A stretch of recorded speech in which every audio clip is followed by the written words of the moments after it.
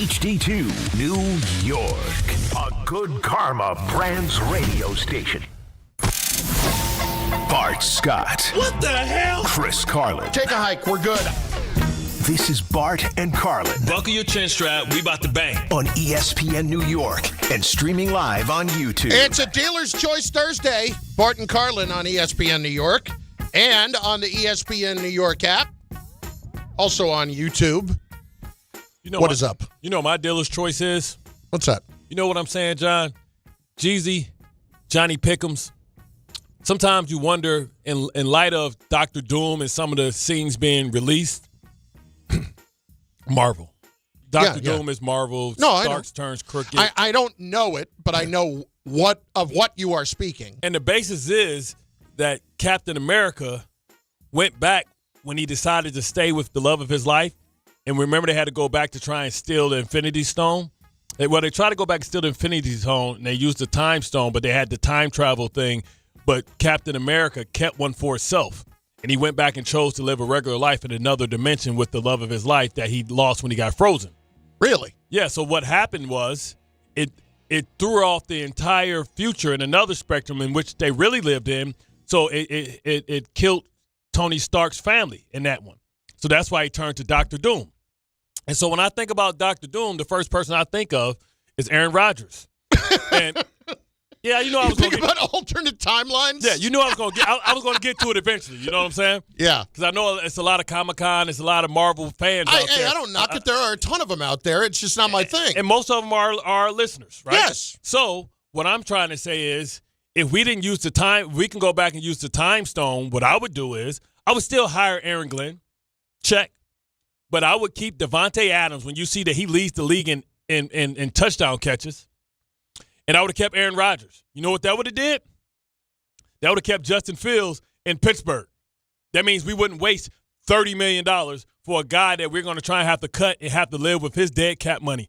I'd much rather be living with having to pay Aaron Rodgers, even this version of Aaron Rodgers. Because Aaron Rodgers, with Thielen, with Marquez Valdez-Scantling, and with DK Metcalf, all of a sudden, he's throwing the ball down the field. Well, how would we think that would look if we still took Mimbu and we would have been able to protect him, and then we would have been able to have Devontae Adams, Garrett Wilson, Mason Taylor? How would that have looked? I'd much rather have a scene in that universe what our outcome would be than have to live through this nightmare that I have to cover every Sunday. All right. So let me ask you this question, if that's what you want to throw out there. That's what I'm throwing out there. Well, how different would this look, though? Is this a team that you'd be talking about in the playoffs? Have you seen the AFC? I have seen the AFC. The death of Patrick Mahomes. Nothing that keeping Aaron Rodgers would have disrupted what happened in Kansas City. That wouldn't have changed anything. It wouldn't have changed anything that happened in Baltimore. the alternate timelines, it would not have affected them at all.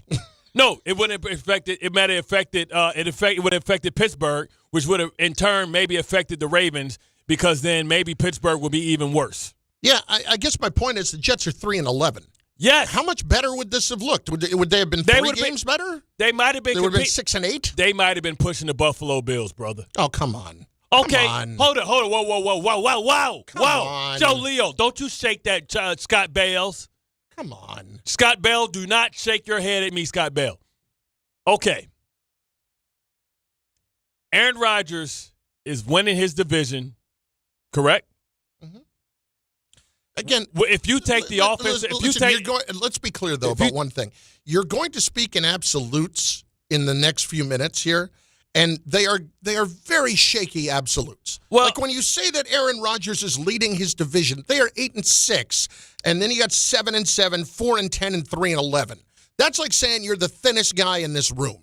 Okay, so yeah, it's absolutely 100% actually, true. Scott Bale is. Oh, in this room. Okay. In this room. Okay. Yeah. But with that being the case, it doesn't necessarily hold a lot of water as an important statement. You don't think behind this offensive line, Breece Hall would have been twice as good, and you don't think Garrett Wilson and Devontae Adams, 2 years of learning how to play with each other in this – who's better? Who you think would be better in this system, Jared Goff or Jared Goff or Aaron Rodgers? now? He would have ate up this type of scheme. Now? He would have ate this. What I'm saying is he would have ate this scheme up. He would have ate this scheme up, living in between the hashes, his football acumen, his nuance. What I'm saying is I much rather wish we had saw that movie than watching this one. This is like when you get to the movie and they got the alternate endings. This the alternate ending where your favorite character died, which is my fandom. Mm-hmm. And the other one, at least I know for a fact they would have won more than 3 games. All right. Well, here's and the offensively, I think they would have been. I can't sell you for a minute that the Jets are better off having let him go than they are having kept him. I can't do that. But then he would have retired. Because I was with you on that, if you remember. Yeah, but he would have retired. He would have simply retired at the end of the season. When he retired, that means all that dead cap money, all that money on his books wouldn't have counted against us. Meanwhile, we got to carry Justin Fields' money around. Mm-hmm. Listen, 2 things can be true. They would have been better off keeping him, which is accurate, and they would have been better off not bringing in Justin Fields, which is 100% accurate, and overpaying him, by the way, in the process of doing it. And still being stuck with his contract. But having said all of that, I guess I still ask the question of how much better would they be? When you say that the record would have been better, I know you got to watch. I know you got to watch it. He's at least worth 5. But what are we looking at here for the next 3 weeks? We're thinking about how can they get in a position to be able to have the number 1 pick if they do want to take Mendoza. If they do want to take a quarterback at the number 1 pick this year, how do they make sure that they get themselves in that spot? Listen, over the Raiders' dead body. There's no way in hell that Kafka would put on his resume that he lost to the Raiders. All right, so here's the thing. The Jets right now sit at number 5, okay?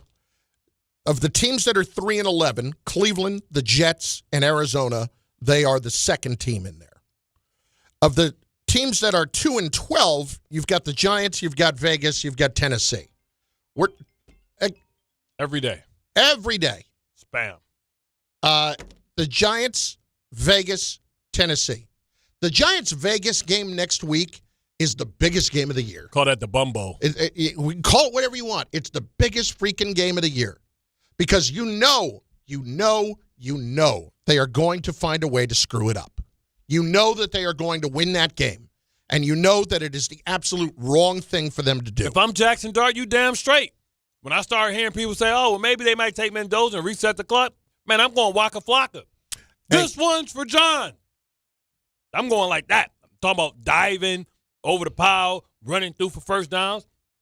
I'm not going to put that in the hands so somebody can tell Tish or Merrill, like, hey, maybe we should consider this. I don't even want that to be an option. I don't want anybody else thinking a different way. I want Joe Shane back if I'm Jackson Dart. Because I am all that he is clinging to right now. You're right.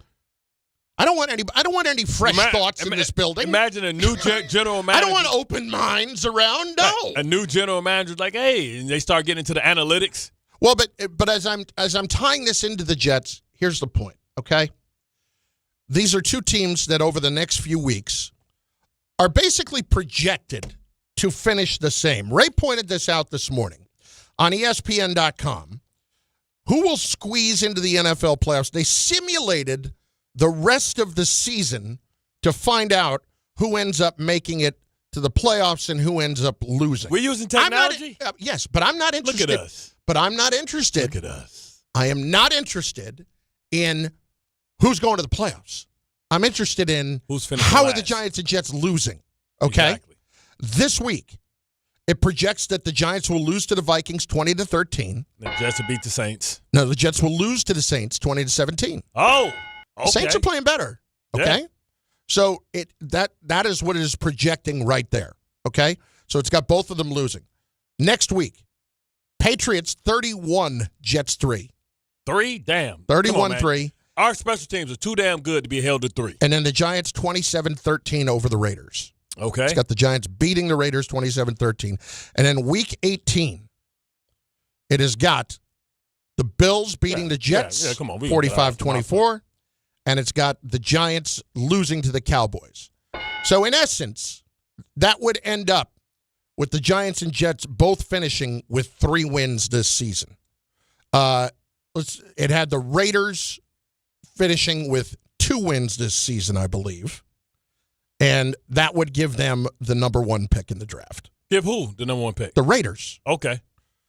Because they've got them losing to the Texans, they've got them losing to the Giants, and they've got them losing to the Chiefs in the final week of the year. Now, will Pete Carroll, knowing that he probably going to be fired, will he send the Raiders off with a big FU? Oh, he's going to pull the old who did that? Somebody did that. Yeah, I think it was Paul. Lovie Smith. That's right, with the Bears. Yeah. Yeah. No, I thought he did it with Houston. With Houston. Yeah. Yes, the 1 year he had with Houston. Yeah. He's like, I know y'all fired me. Let me go ahead and this one's for John. He went and fake punt, 4th down, trick play, reverse throwback pass, flea flicker, and I bet fumble rooski. And I bet when they do that stuff, when a coach throws everything out there at it, the players must love it. Yeah, they're like, I don't care. Let's try it. Let's do it. Yeah. Remember that one play we tried? You said not in case of emergency. It is emergency. Well, listen, they did end up okay with C.J. Stroud, but still, it was the point. The point of this is simply that the Jets right now, getting back to your initial premise, where they would have been better off with Aaron Rodgers and better off this season, they would have, I would argue, they would not have made the playoffs. And if that's the case, I think they would have. Hang on. If that's the case, then you end up back in the middle of the pack. And that's the worst place to be. And this is a team that has to figure out their future at some point because they've been trying to do it forever. They still could have traded those players. I don't. If the maybe no, not no, 20. no, no, no, They might have no, traded, no. they You might, can no, they no. would have traded. They would have traded. No. I'm not letting you spill any of that kind of, any of that garbage there. Any of your propaganda there.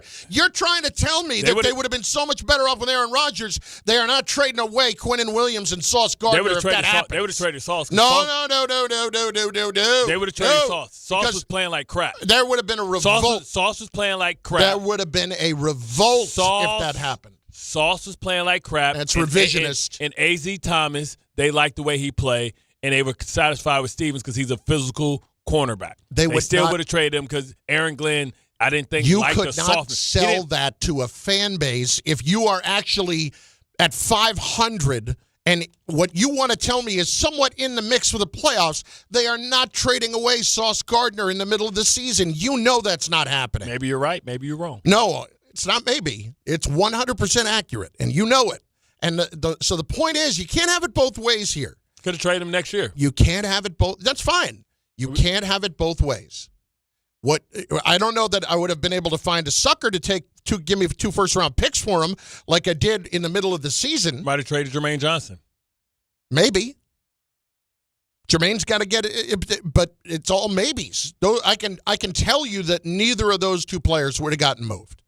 With full-on certainty, if you're trying to tell me they would have been so much better off. Well, damn it, great. They wouldn't have been moved if we'd have had a great defensive tackle and a 2-time All-Pro corner. Oh, my God. Don't get me stuck with those bums. No, that's not the point. The point is you're talking to me about how much better off they would have been, and I'm saying I don't necessarily agree because right now, while they would have won more games, they would have been sitting in the middle of the pack again and probably on the outside looking into the playoffs and drafting 17th. Nah, they definitely would have been the 8th seed at worst. Are you kidding me? Are you kidding me? Right now, would the Jets have been better than 6 and 8? Bro, Garrett Wilson wouldn't have been hurt because he wouldn't have had. You can't project he wouldn't have been hurt. You want to know why? Because he wouldn't have had Justin Fields throwing inaccurate balls and he throw his back out in London on the pitch. You really are creating alternate universes here. This is your own Marvel sliding doors situation what would happen if I went in the opposite way. Here's Bart's bizarro world where everything works the way I want it to work perfectly, and nobody gets hurt, and I don't trade away star players, or I still trade away star players and get all the picks that I want, but we're still in the playoffs. Joe Leo. What's up, Art? Garrett Wilson is hurt. Why? Partly because of Justin Fields, yes. But he's 85%. He threw that damn out. I was there. I was sitting right there on the pitch. He was on the left sideline. He threw a dumb ball. Garrett Wilson had to try and put the air brakes on, and he blew it. He messed his You know deal. what? I take it back. You're right. He wouldn't have gotten hurt. You know why? Because Aaron Rodgers doesn't throw Garrett Wilson the freaking football. So all he was doing would be jogging out routes anyway. Joe Leo, I'm sorry. How many yards did Garrett Wilson have receiving last year? Over 1,000. Oh! Okay. Then why was he complaining? How do you get 1,000 yards? Then why was everybody universally acknowledging that Aaron Rodgers was not throwing him the ball, and that was a problem? Because he wanted 1,500 yards. He also was complaining that Aaron Rodgers wasn't giving him the ball. Yeah, but guess what? We would have had an offensive line with Membu, would have solidified things. I don't know that they would have taken Membu. I'm not going to let your little alternate timeline go all over the place. So I don't have Membu, so I have Ty Warren. Oh, I'm so sorry. I'm so sorry. I would have had Ty Warren. Oh, how horrible is that? He only has damn near 1,000 yards receiving. All I'm saying is that every part of what and Morgan Moses would have stayed. Instead, he has the Patriots guy going to goddamn near MVP candidate. I'm going back to take that 50. I give Morgan Moses all the credit for Drake May's development. Morgan Moses went healthy. You know how funny Morgan Moses stays healthy all year. Last year he tore both triceps, strained his areola, all kind of stuff. He did every injury you could think of. At least he would have had fun doing that last one. You would think, at least. Yeah. Anyway. That was a hell of a night. Point is, you can say this all you want.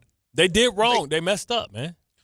But right now, I want to see them win. I wanted to see them win before the season. I wanted them to keep Aaron Rodgers because that was their best opportunity to win. You and I are not going to disagree on that. But now as we're sitting and looking back, hindsight in 2020, we both have to agree that at least for the moment, before the picks have been made, they are better positioned for the future.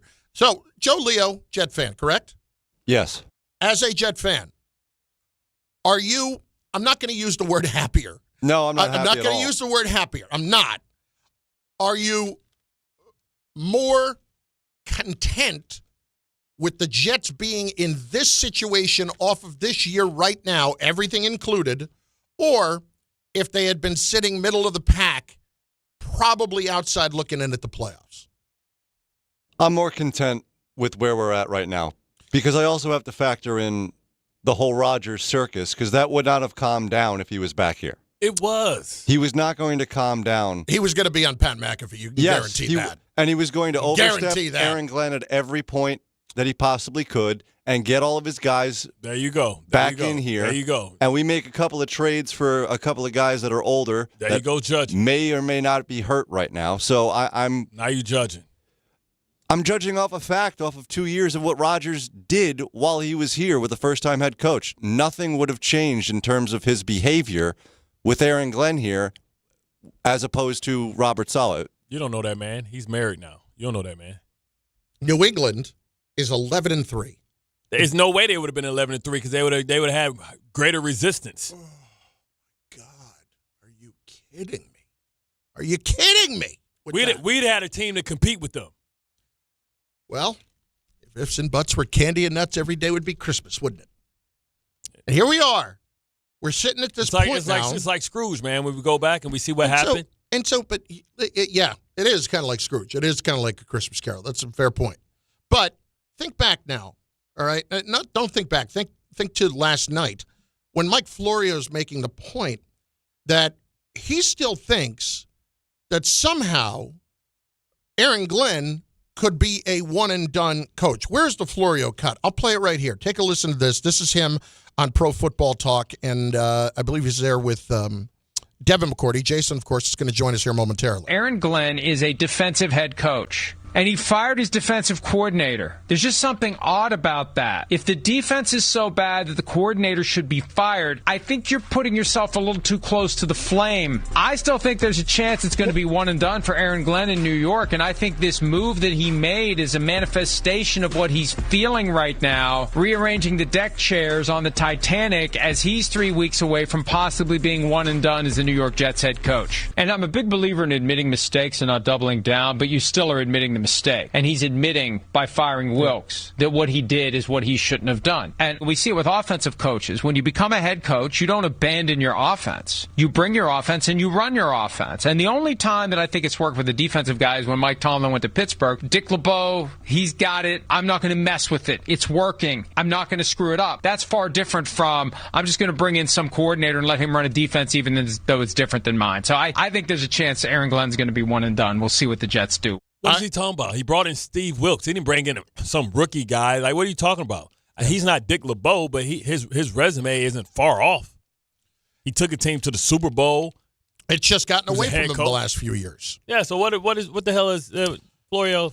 Here's what I don't get.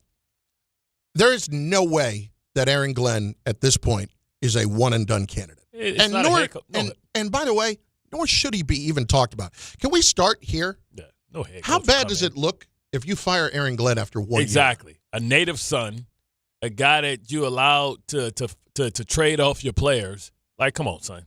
That look idiotic. It would look. You would never get a top candidate ever again. That makes you look dumber than everyone else. Because if you do that and you're Woody Johnson, what does that say about you? Because let's remind everybody, Aaron Glenn's not making $4 million a year.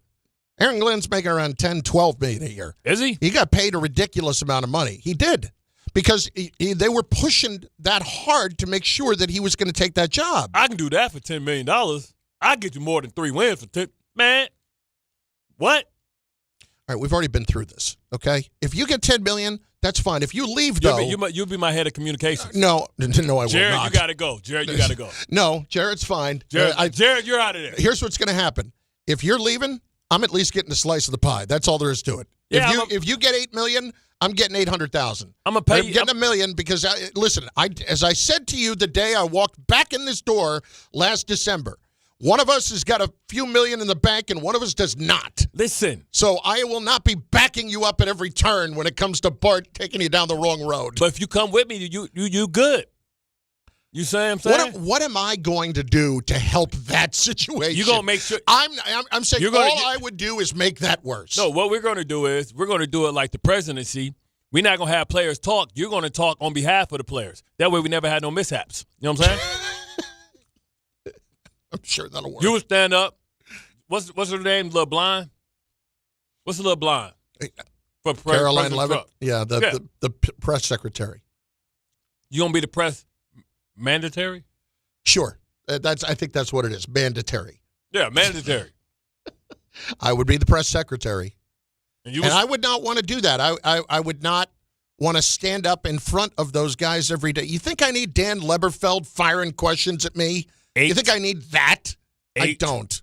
$800,000. I'm good. I just want $850,000. All I want you to do is come. $900,000. If you're leaving me in the dust, $900,000. That's rich. If you are leaving $1 million. If you are leaving me, and you get 3 free meals, son. If you are leaving me in the dust, I just want the money. $1 million. Yeah, but just think, that's $1 million a year, son. How long's my contract? The same as my contract. Which is how long? 5 years. Yeah. I need more. You get 3 free meals. Brother, you get a free gym membership. You know who has my respect? The Jets PR staff. They have my respect. You get a free. Listen, you talk about some of the toughest jobs in town. Bro, you get a free gym membership, too, and you get 3 square meals. Oh, yeah, the free gym membership, big selling point. What about Salah? You gonna come here? I heard Salah wasn't shy about working out. You gonna be looking like Patrick Square when he had abs. Salah was in there, 10, 12 hours a day in the gym? Hey. Getting right? He looked like Xerxes. He did. I tell you are out there with some of this stuff. I get it what you're talking about with Salah, or no, with Salah. I get it what you're talking about with Rodgers, because I agreed with you at the beginning of the year. But right now, that was a bad move, and that move was made. At least there's a reason. Like, what is the only reason to feel good right now? The things that Darren Mushi has done? I would think probably. Yeah. Like, what has you encouraged about where we're headed here? The special teams. Thing is, Woof. Are you going to be able to pay Isaiah Williams? Because he earned himself some money. Is that really going to be a question I'm going to be asking myself?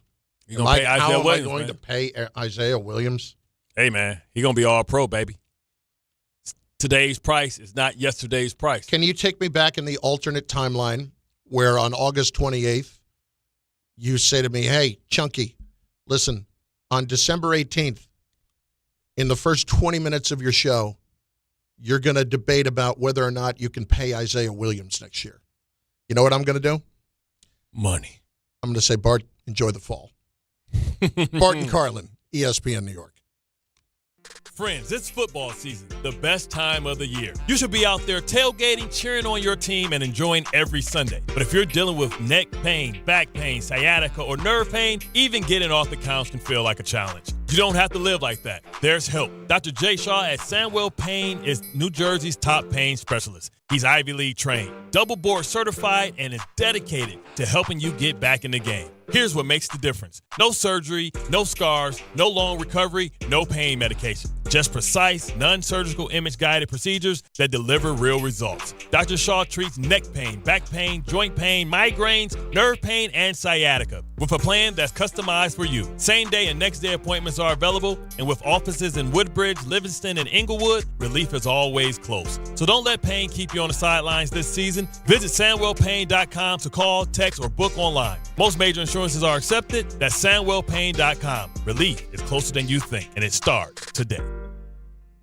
Big delays, Westchester County. Emergency repairs on 287, the Cross Westchester Expressway westbound out by the Taconic and Route 22. Two right lanes are closed till further notice. Those delays go way back to the Hutch, almost to the New England Thruway. Stay with the Hutch or New England Thruway to get around some of that. A lot of traffic in Rockland, northbound Palisades Parkway. Vehicle fire there coming into exit 11 at New City.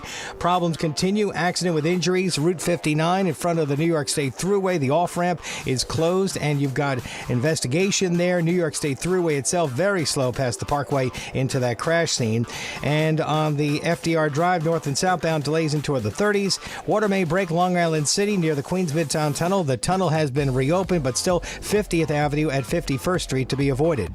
I'm Bob Williams on 880 ESPN New York.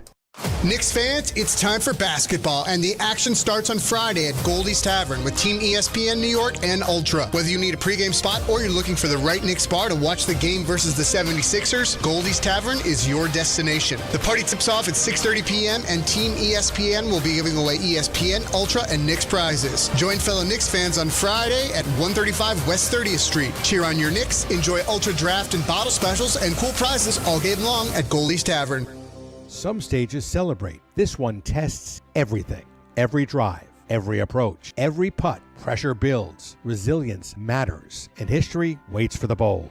In June, the 2026 U.S. Open Championship returns to the Hamptons at the iconic Shinnecock Hills Golf Club. Experience the world's best golfers competing on one of the sport's most storied stages. Don't just watch greatness. Experience it live at the 126th U.S. Open. Daily tickets are available now on SeatGeek. The Winter Savings Event is right now at Bay Ridge Mazda. Lease the 2025 Mazda CX-30S for as low as $169 per month, or the 2025 Mazda CX-5. Select for as low as $229 per month and get as low as 0.9% APR financing rates on select model. Plus, enjoy 1 year complimentary of Bay Ridge Plus benefits like ding and dent coverage, key replacement, windshield protection, and roadside assistance. Visit them in Brooklyn or online at BayRidgeMazda.com. Bay Ridge Mazda, where confidence comes standard. See dealer for details.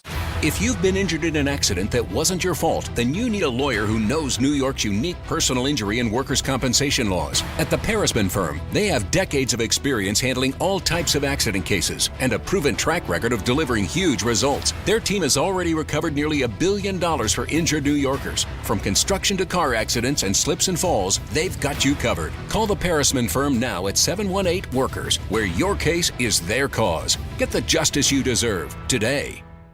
The holidays are here, and Amazon Pickup is your MVP of package pickup. Need that perfect gift like a brand new jersey for the big game? With Amazon Pickup, you can grab your order from secure Amazon lockers or counters near you on your schedule at no extra cost. It's fast, it's easy, and it keeps your holiday surprises tucked safely away. So whether you're running from work or heading to the holiday party, Amazon Pickup makes holiday shopping worry-free. Find your nearest Amazon Pickup location at amazon.com/pickupmvp. That's amazon.com/pickupmvp.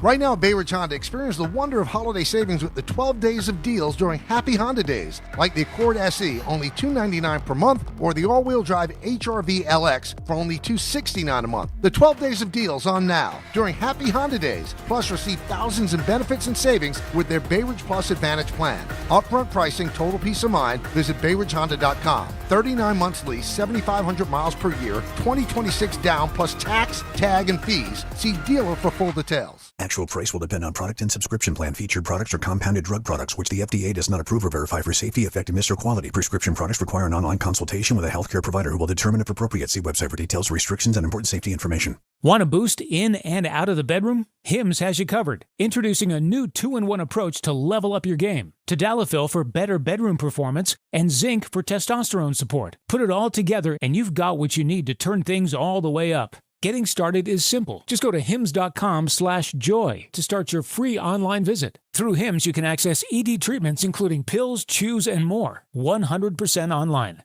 No office visits, no pharmacy lines. Just fill out a simple intake form and a licensed medical provider will determine if treatment's right for you. If prescribed, it ships free and discreetly to your door. Find affordable treatment options at up to 95% less than brand names at hims.com/joy. That's hims.com/joy, HIMS.com/J.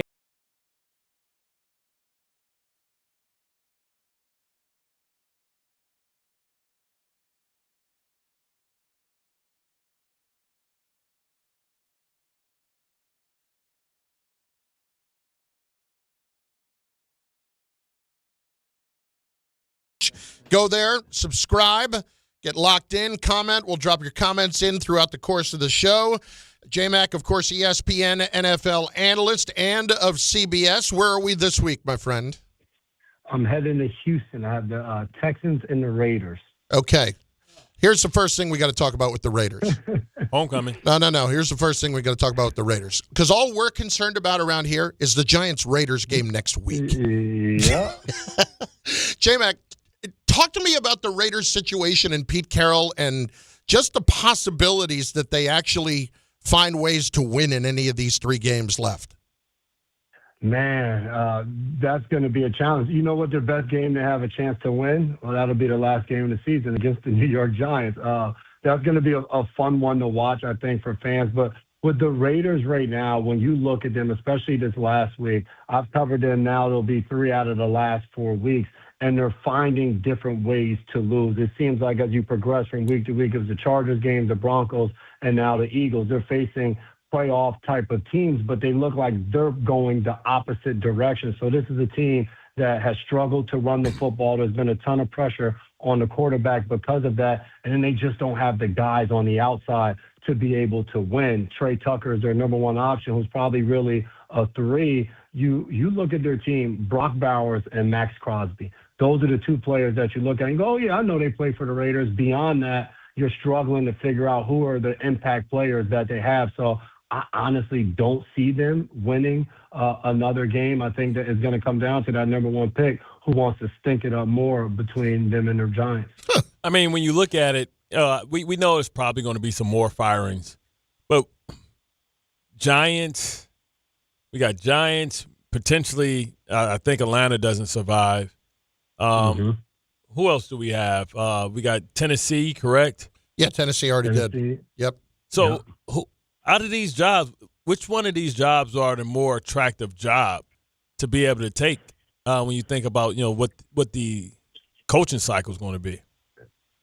It's such a fun conversation. We were just talking about this week on Get Up, and Dominique Foxworth kind of said watching and listening to, not watching, but listening to Jackson Dart's response when you talk about the hits he's taken makes the Giants' job a little less attractive because the Giants' job, I look at the Giants and I look at Tennessee. Those are the 2 jobs that are going to be open. And you say, all right, well, if you look at Cam Ward and if you look at Jackson Dart and you believe that these 2 guys have the potential to be franchise quarterbacks, which I would say both of them have flashed this season and showed that type of potential, is all right, which team can I go and really build with? And I think when it comes to Jackson Dart and it comes to the Giants, I don't look at how he's prone to taking the hits as such a negative. I think it is part of the growing pain. I think Drake May is a great example. In year 1, he had a different head coach, and he took a ton of hits. He went through the concussion. He had a concussion. He went through protocol and different things of that nature. And now you watch him this year sliding, getting down, getting out of trouble, still using his legs, and how much better he's gotten with Josh McDaniels as his offensive coordinator. I look at Jackson Dart, and I think it can be the same exact way. So that would be, for me, probably the most attractive job in the sense of you look at them defensively and what they have up front and some of the talent that they have on that side of the ball. You get Malik Neighbors back healthy, having him, Wan'Dale Robinson. You have 2 tight ends in Bellinger and Theo Johnson. And you have a quarterback that you believe can really lead the charge in Tyrone Tracy and Scatterbo. So to me, the Giants would be the most attractive job. Now, obviously, the general manager part of Joe Shane's still going to be there in the relationship, and all of that plays a large role as well. They just canceled your code to the Tennessee facility, man. Hey, that code been canceled for a long time. They're my people down there, but it ain't that copacetic. Jason McCourty with us. Bart's been very much into this alternate timeline thing today, like it's the Marvel universe. Okay. Yeah, Dr. Doom's coming out. This sounds there can be no good of what's about to come next. Exactly. And it's where he's tying it into the Jets, that they would have been better off right now in the grand scheme, like they might have been a playoff team right now, had they gone down the road of keeping Aaron Rodgers and Davante Adams. Thank you. As opposed to going down the road where they are right now. Now, in theory, I think we'd all agree that they would have won more games. But as far as their future is concerned and where is this all headed, how do you feel about Bart's alternate timeline when it comes to where they would have been better off? My first response to Bart would be, does he think they would have had the potential to win the Super Bowl this year? I think with the weak AFC, with Mimbu, Aaron Rodgers having a great offensive line, but having 2 elite weapons on the outside, I'm looking at him, do smoke and mirrors with a tight end. I think they could have gotten a tournament, and I think in AFC, anybody. Answer the question. Yes. I'm leaving. Yes, I hope they. Yes, they deserve it. I hope they burn in hell. With all of that word salad he was giving us, he already answered. There's no chance he knows. They wouldn't have won. So I'm not gonna say you'd be wrong. Yes, they'd be a lot better team, and I do think there's a chance that they might have been able to sneak into the playoffs this year with that, and especially whoever else they could have possibly added in free agency. I mean, hell, look at the New England Patriots. Yeah. They stunk for the last 2 years, and they've made moves in the offseason, got a different coach, blah, blah, blah, and they're a team that's at the very top of the AFC. I don't think the Jets would have been there, but I think you would have had a 42-year-old quarterback. You would have made it into the playoffs. You would have lost in the wild card, and then you would have been sitting here in March, and you'd be like, all right, now where do we go? Rodgers is retiring. We're going to have the 25th pick in the draft. Like, now, what is our potential and how do we move forward? You know what I mean? Yeah, I got you, but the money would have been gone. Now he's stuck with this extra money from Justin Fields. And, what do we do? If the Raiders win, then they're going to take Mendoza. If we do more, we'll be making the same mistake we did or people said that we made when we took Sanchez. We'll have a quarterback that don't have a lot of experience. He's young. He needs time to develop. And now the pressure's going to be on you to play him maybe a little bit too early. And now you have the same thing happening that continues to happen. You're on this quarterback carousel. So I don't know where the Jets are and what the answers is if the Raiders take Mendoza and somebody else boldly moves up like Cleveland and decides that they want to take more. Where are we at as a quarterback position? Well, it sounds like in both your universes we're screwed. So it really doesn't matter whether you do either one of them. You're still left with the same question that you don't have a quarterback. So even without, to your point, the cap space of Rodgers, and now you don't have Fields and all of that, they'd have been starting over. And then you look at the free agent pool. Maybe potentially you try to trade and you go get a Mac Jones. We've talked about on this show if Shedeur Sanders continues to show out and they do go get a different quarterback. But I still think you're left with that same question. I forgot. Who the hell is going to be the quarterback moving forward? Thank you, Mr. McCourty. I forgot. Because you had Aaron Rodgers, you'd have drafted Shedeur in the fourth round with 2 of your fourth-round draft picks. And he would have mentored Shedeur for a whole year. It would have been time to win because he would have put that clock up, baby, and it was an AP. Thank you for helping me out. Thank you for helping me out. Bringing in Fields didn't stop them from drafting Shedeur Sanders. He went in the 5th round. No, they were scared. They were scared of prime time. They were scared to be able to have a big personality. That's why they didn't go for Shedeur, because they didn't want Justin Fields to be insecure, having somebody breathe down his neck because he knew what time it was going to be in the future. See, they did that for him. It really is appropriate that he's tied this into Marvel because it is a fantasy world he's living in, just across the board. Well, that's my life. And he gets to be the superhero that saves the day. Exactly. So it works out perfect. Exactly. I'm Dr. Strange. I know the future. It's Bart Carlin, ESPN New York. Jason McCourty is with us, joins us each and every week, ESPN NFL analyst, and, of course, CBS as well. We can't make sense of the AFC. Can you make sense of the AFC? Who do you actually believe in the AFC right now? I look at the way Bo Nix played this past week, and I would say I believe in Denver. And I guess as a defensive guy, as I look at the AFC, Denver would be the team I believe in most. And the team that I think comes up from the bottom and gets to the top, I think, is the Houston Texans. The way their offense has gotten better, C.J. Stroud since coming back off of the concussion. They won 3 games without him, and now he's won 3 to have 6 in a row right now. That defense is dominant. And I think as the offense has come along with Nick Caley, the Broncos and the Texans are the 2 teams that I would say are the very top of the AFC for me right now. Can Jacksonville change your mind this week playing the Broncos? Because if you have to say who got the better quarterback, I'm going with Sunshine. I'm going with Sunshine.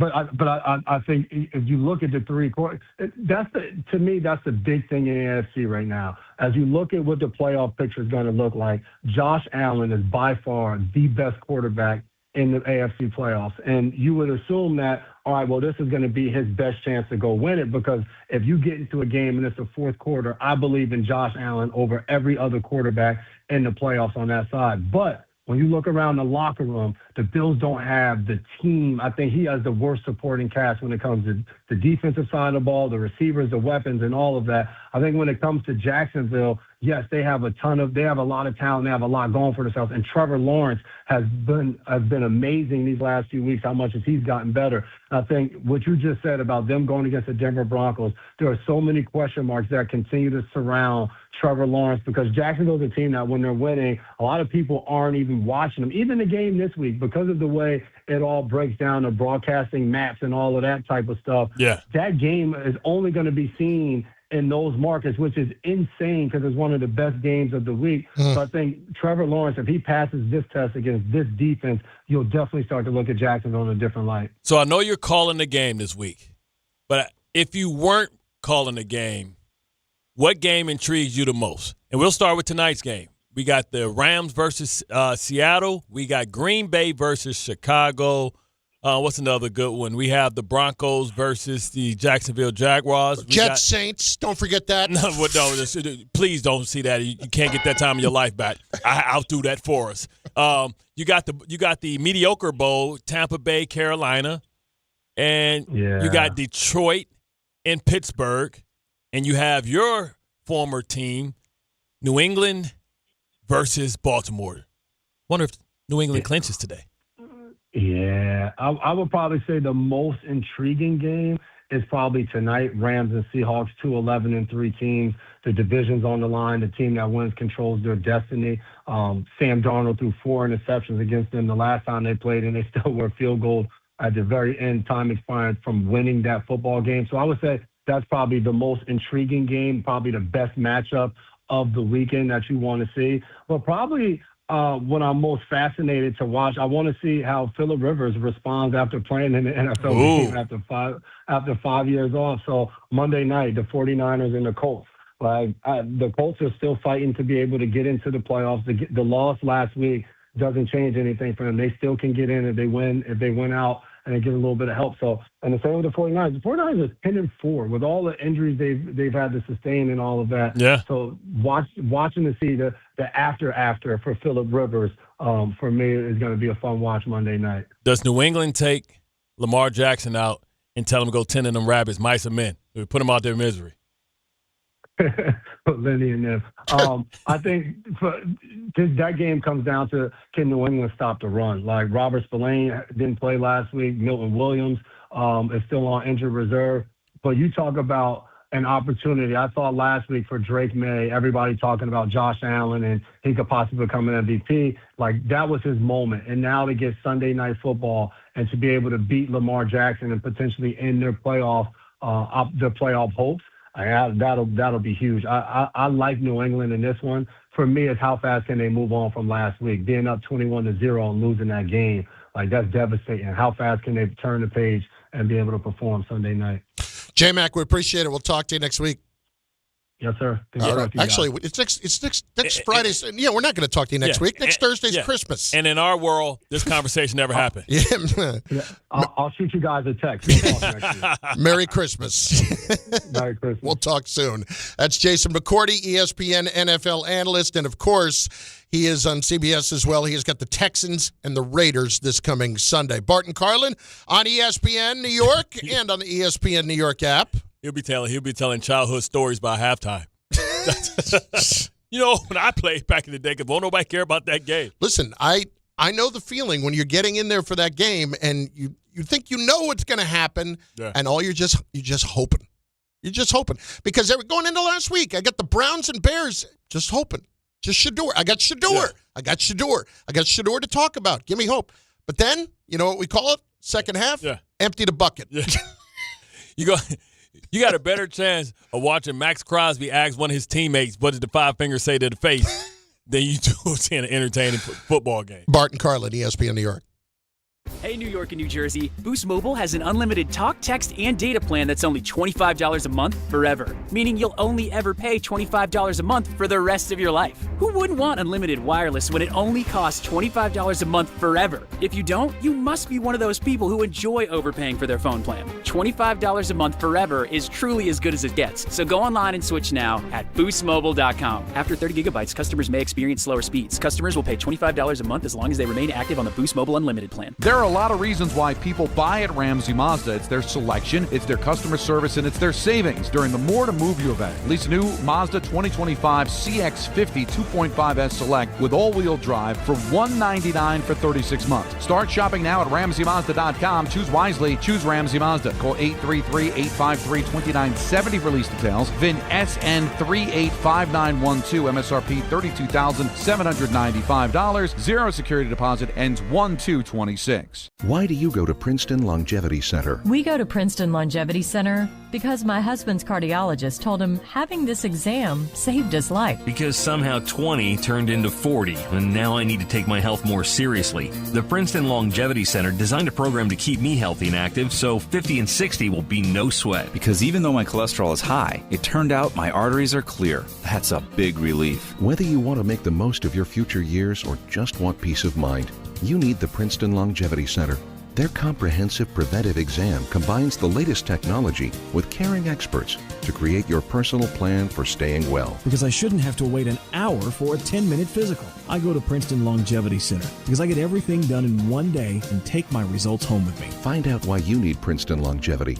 Call 888-8000-PLC or go to PrincetonLongevityCenter.com. Call 888-8000-PLC. That's 888-8000-PLC. You live for this. The wins, the losses, the slam dunks, and the buzzer beaters. The dream that this is your team's year. Hope, it's what keeps you coming back. So you represent with anticipation and with pride. Because when everything's on the line, your support means everything. That's why the NBA Store is here to support you. Check out the largest selection of official NBA gear at NBAstore.com. A Fanatics experience. The post-career day press conference, brought to you by Progressive. Anthony, can you tell us what happened during career day? I'm a biomedical researcher. The kids just weren't impressed. How did you feel when your son called in the backup? Embarrassed, and I knew it would be a fireman. It's always a fireman. It's cliche, but a crowd favorite. He had an axe and everything. I can't compete with that. And will the fireman be helping your son with his science fair project? Hope not. I'm literally a scientist.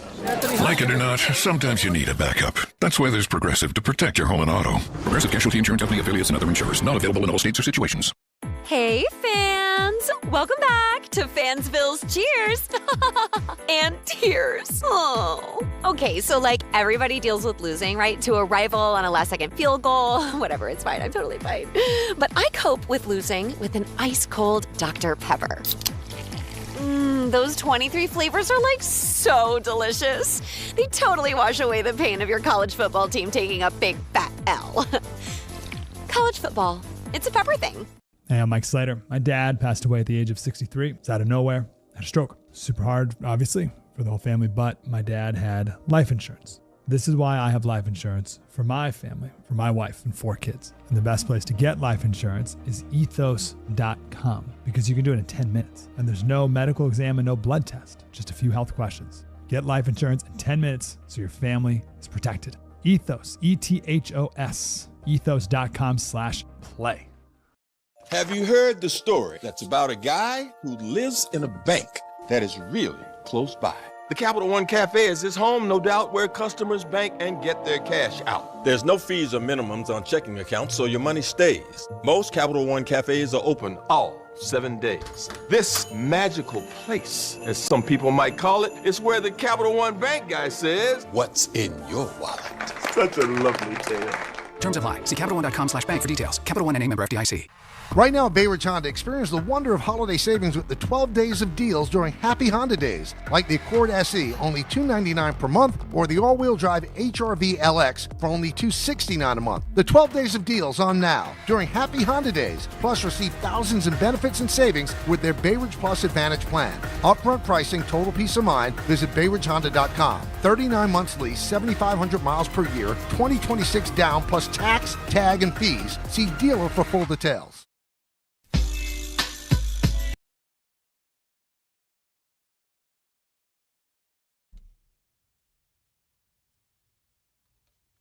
One, two, three into the 4. Me and Doggy Dog and Dr. Dre. I'm telling you, this. I have not watched more of it yet, but this whole Diddy thing is do you understand it's number one on Netflix? Yeah. It's 2.3 billion people have seen it.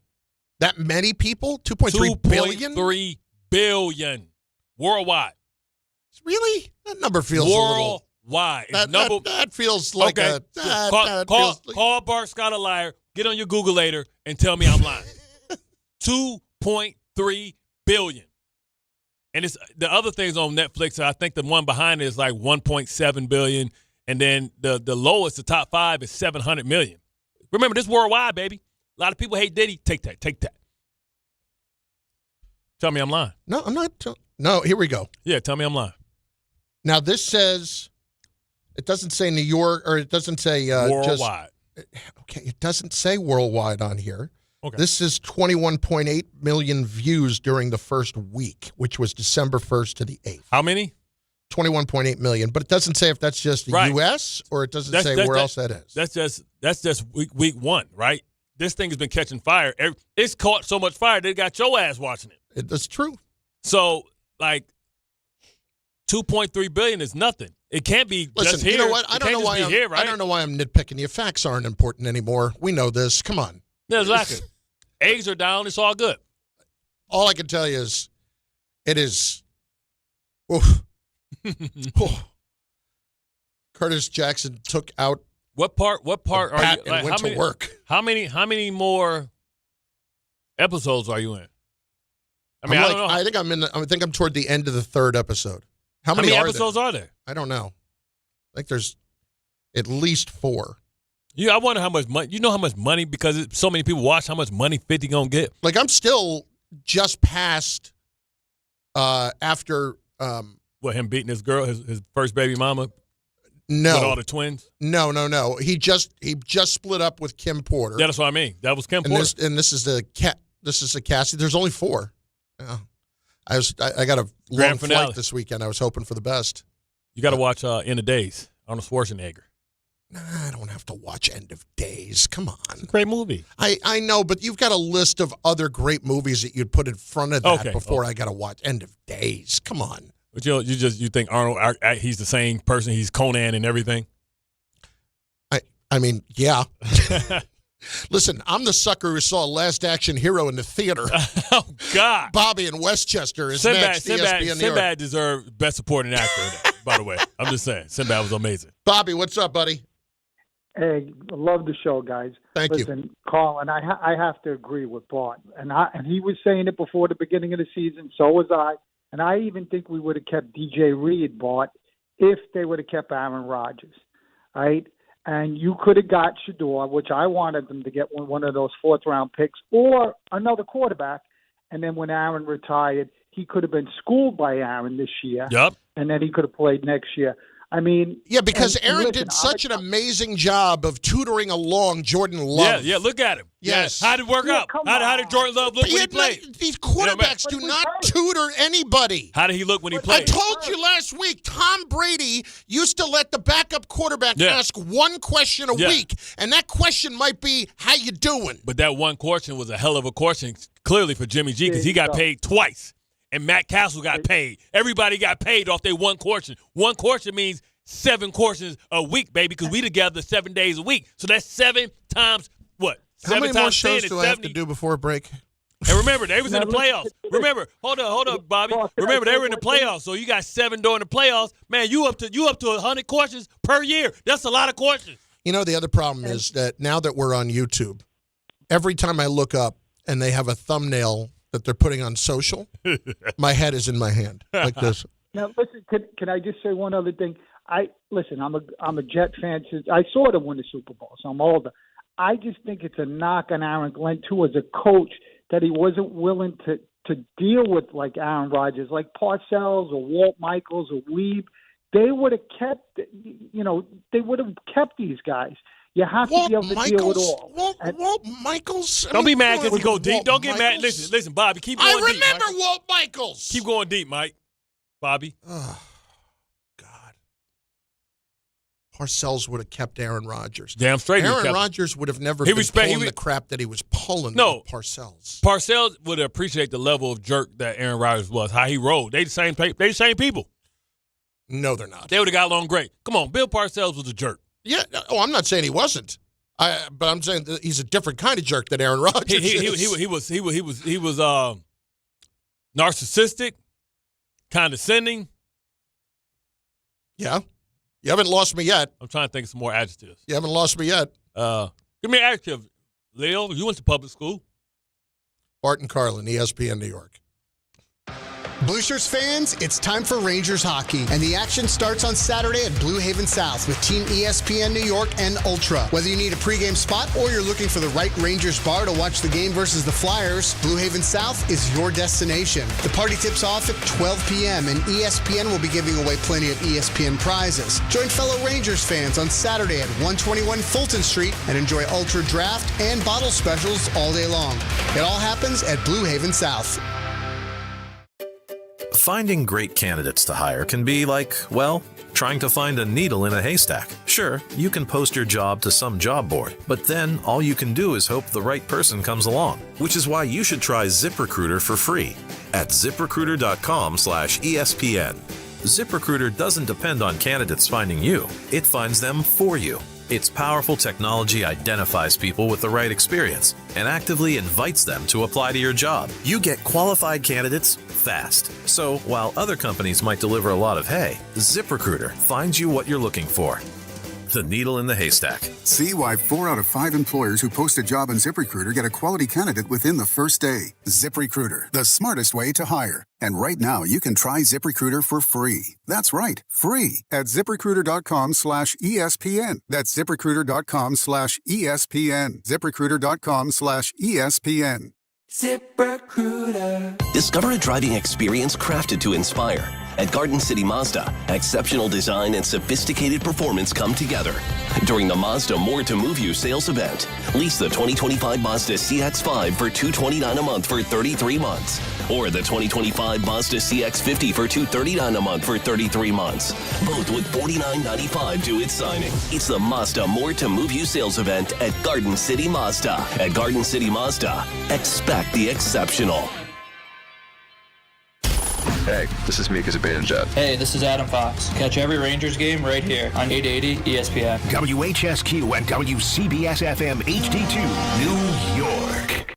We all hear the radio ads about the IRS. They tell you to be afraid, to be scared, and they try to frighten you into calling. I'm not here to do that. Tax Relief Advocates is different. TRA is here to tell you that if you owe money to the IRS, whether it's $5,000, $50,000, or $500,000, we have a solution. It doesn't matter if you're sitting in your car, at work, or with your kids. No matter where you are, call now. 800-575-6759. Don't lose hope. TRA can eliminate or reduce what you owe to the IRS. Generous programs are now available that can give you a fresh start. Our passion is taxes and helping individuals fix their IRS problems. We have over 1,000 5-star reviews on Google and an A+ with the Better Business Bureau. You don't need to be afraid of the IRS any longer. End your tax nightmare today by visiting us online at TRA.com or call 800-575-6759. That's 800-575-6759. Tax Relief Advocates. Real solutions for real people. Mornings with DiPietro and Rothenberg. Tim Hasselbeck. I'm probably of the opinion that Aaron Glenn is going to be back. I don't know if he can afford to have another bad season with a stopgap quarterback. If you're the Jets, do you do whatever it takes to try to get Fernando Mendoza? Because you have so many picks, if Mendoza's the guy and you're within striking distance and you have ammunition to get him, then I do think you need to do that. DiPietro and Rothenberg, morning 6 to 10 on ESPN New York and streaming live on YouTube. Bart Scott. What the hell? Chris Carlin. Take a hike. We're good. This is Bart and Carlin. Buckle your chin strap. We about to bang. On ESPN New York and streaming live on YouTube. That's right. What are you watching on Instagram? What do you got? World Star? What is that? No, it's talking about like how it's like having a teenage kid, and you got your you get in the car like, hey son, I'm proud of everything you're doing and stuff like that. You know, when I played ball in high school. Oh boy. Yeah, you know how dads. Yeah. Over embellish. I can't. That's another reason about having kids that like I would never over embellish to a kid about how good I was as a player and playing high school baseball. Yeah, you know what? I hit 250. I was excitingly average. I was the man. You know what I'm saying, son? You know what I'm saying? How you think you got here? You know what I'm saying? I was winning. I got one recruiting letter from one Division III school once. That's what I got. They said, sorry, wrong address. Exactly. Bart and Carlin on ESPN New York. The Jet thing is, we were discussing this last hour with Aaron Glenn and exactly what the situation would have to look like if this was a one-and-done case. And I just don't see where that could possibly happen. And it all stems from Mike Florio's opinion on Pro Football Talk because of the fact that he fired Steve Wilks. Aaron Glenn is a defensive head coach, and he fired his defensive coordinator. There's just something odd about that. If the defense is so bad that the coordinator should be fired, I think you're putting yourself a little too close to the flame. I still think there's a chance it's going to be one and done for Aaron Glenn in New York, and I think this move that he made is a manifestation of what he's feeling right now, rearranging the deck chairs on the Titanic as he's 3 weeks away from possibly being one and done as the New York Jets head coach. And I'm a big believer in admitting mistakes and not doubling down, but you still are admitting the mistake. And he's admitting by firing Wilks that what he did is what he shouldn't have done. And we see it with offensive coaches. When you become a head coach, you don't abandon your offense. You bring your offense and you run your offense. And the only time that I think it's worked for the defensive guys when Mike Tomlin went to Pittsburgh, Dick LeBeau, he's got it. I'm not going to mess with it. It's working. I'm not going to screw it up. That's far different from I'm just going to bring in some coordinator and let him run a defense even though it's different than mine. So I think there's a chance that Aaron Glenn's going to be one and done. We'll see what the Jets do. There are a few different things I really hate about this. Number one, what I liked about Aaron Glenn at the beginning is he was not going to be arrogant enough as a coordinator to come in and say, I'm going to be the head coach and the play caller. Correct. It was, I want to come in and lead the football team, similar to what Dan Campbell did in Detroit. I'm going to let people do their jobs. Number two, what I really like about it is when it came to Steve Wilks, did he make a mistake? He did. You can say, well, yeah, he still made the mistake. But, man, he didn't waste time. And that really went – I think that goes a long way because so many times when coaches end up getting fired, it's because they were too stubborn about their initial decisions and their belief in people and the idea of wanting to give them chances. But look at what Aaron Glenn did. He went and gave Steve Wilks the opportunity, and it didn't work. And he said, okay, we're done. He looked at Steve Wilks' history and moved on from it. I'm not crediting him for hiring him in the first place and then firing him, but I am crediting him for recognizing a mistake relatively quickly and looking to make a change from it. And I actually think that shows a lot of growth from a head coach very early. He strikes me, I haven't sat here with Aaron Glenn during games and thought, what the hell are you doing? There hasn't been any of those moments. Has there been a moment to you where, like, he doesn't know what he's doing in terms of controlling the clock or doing all these kinds of things? Yes. All right, when? London. Okay. All right. Well, that I'll give you. You're right about that. Oh, I forgot about that. I forgot about London. Like, what are we doing? I was too focused on you losing your coat in London. You're right. That's true. But well, he's learned from that. He's grown from that. No, but my point is simply, I haven't sat here all year and thought he's completely lost in what he's doing, or he's overmatched, or he doesn't seem like he has a good idea of what's going on. I'm not going to sit here and tell you he's a good head coach. I don't know that yet. I don't know that at all. And some of the decisions that he and Muji made together at the beginning really didn't work. Now you've got a chance at some of these that have been reset. I'm not even remotely thinking about firing this head coach after 1 year. No chance. Unless what? Well, the only way you do it, the only way that you do it is if Harbaugh. Well, this is the point. Mike Tomlin. If you have the one guy, Pete Carroll. No. That you definitively have to hire Bill Belichick because you have a chance to get him. No. Not with the circus that he brings to town now. Cliff Kingsbury? No. You had it at the first two, and that was it. That's the only way you do it. But can I first of all, it would be one thing if it was Mike Tomlin. It'd be another thing if you fire Aaron Glenn after 1 year, a native son, and you're going to fire another African-American coach after 1 year and replace him with a white guy? Hey. I mean, I hate to say it, but we were all killing the Patriots over that same thing. Hey, we had two minorities in a row, man. Stop it. I'm saying how it looks. That's bad, too. No, you gave Salah 7 years. What, 5 years?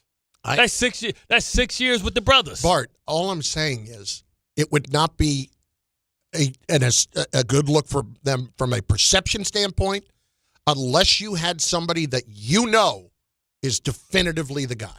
Mike McCarthy? No. I am not firing Aaron Glenn right now for Mike McCarthy. I'm not firing Aaron Glenn right now for any of those three guys. Bill Belichick? You already asked, and I said no. I'm not bringing that stupid circus to town. So give me the guy that you would Nick Saban? Nick Saban calls you and says, hey, I want to coach the Jets. Urban? All right, we can talk about it. Urban? No. Oh. Just talk. Just be real. Just give me real answers. Okay. Who would be the high? Sarkisian. No. He hadn't done enough. He hadn't won. What did Steve Sarkisian win that I missed? Lane Kiffin, no. There's nobody. I'm not firing the guy after 1 year. So there are only two. Those are the only two that you can even have a discussion about. Harbaugh and Tomlin. Those are the only two you can even have a discussion about. I think, to me, who would be your guy?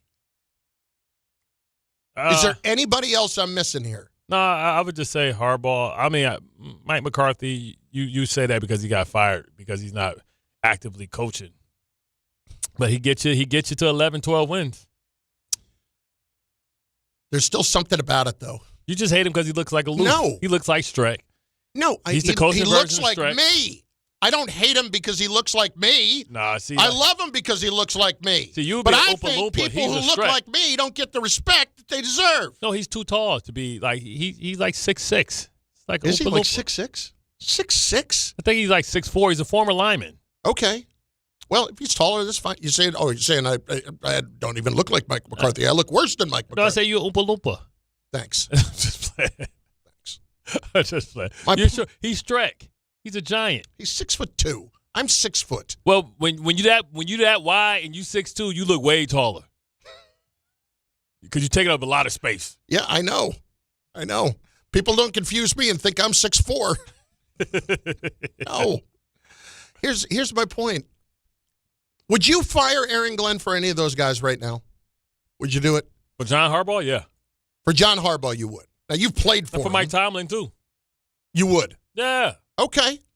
Are either of those things... When will it be another opportunity to hire somebody like that? I agree. Are either of those two guys taking over the Jets? Like, you could pay them. You could certainly pay them. and they would do it. Now Harbaugh loves the East Coast. Everybody who wants to point to the Jets and say, why would he want the Jet job? Remember two things. 5 first-round draft picks. Well, also money. Bill Parcells came to the Jets. Why? Because not just because he was getting paid a fortune and he was going to be able to run the organization, but because Bill knew if he turned the Jets into a winner, that it would have a massive, massive impact on his career. And he almost did. So with that being the case, if you're one of those two guys and you want to come here and you're going to get paid, I don't think you can rule that out. But I don't expect in any way that Aaron Glenn is getting fired here. Because I think Woody looks stupid if that's the case. And he doesn't need to do that. From the Giants standpoint, if I can see a coach that's to be a first-time coach that'd be good for them, Todd Monken.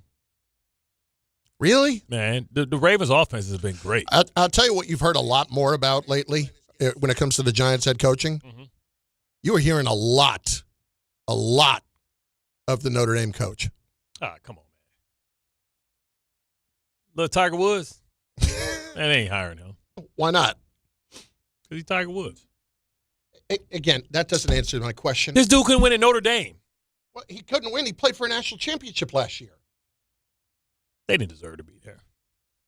They were there! And what did he do? I wouldn't do it. My point is his name keeps coming up. I don't know why. That's because they got an interview with somebody that's black. No, I don't think that's the reason. I think Marcus Freeman's got a chance to be an NFL coach this coming year if he wants to be. I don't think he deserves it.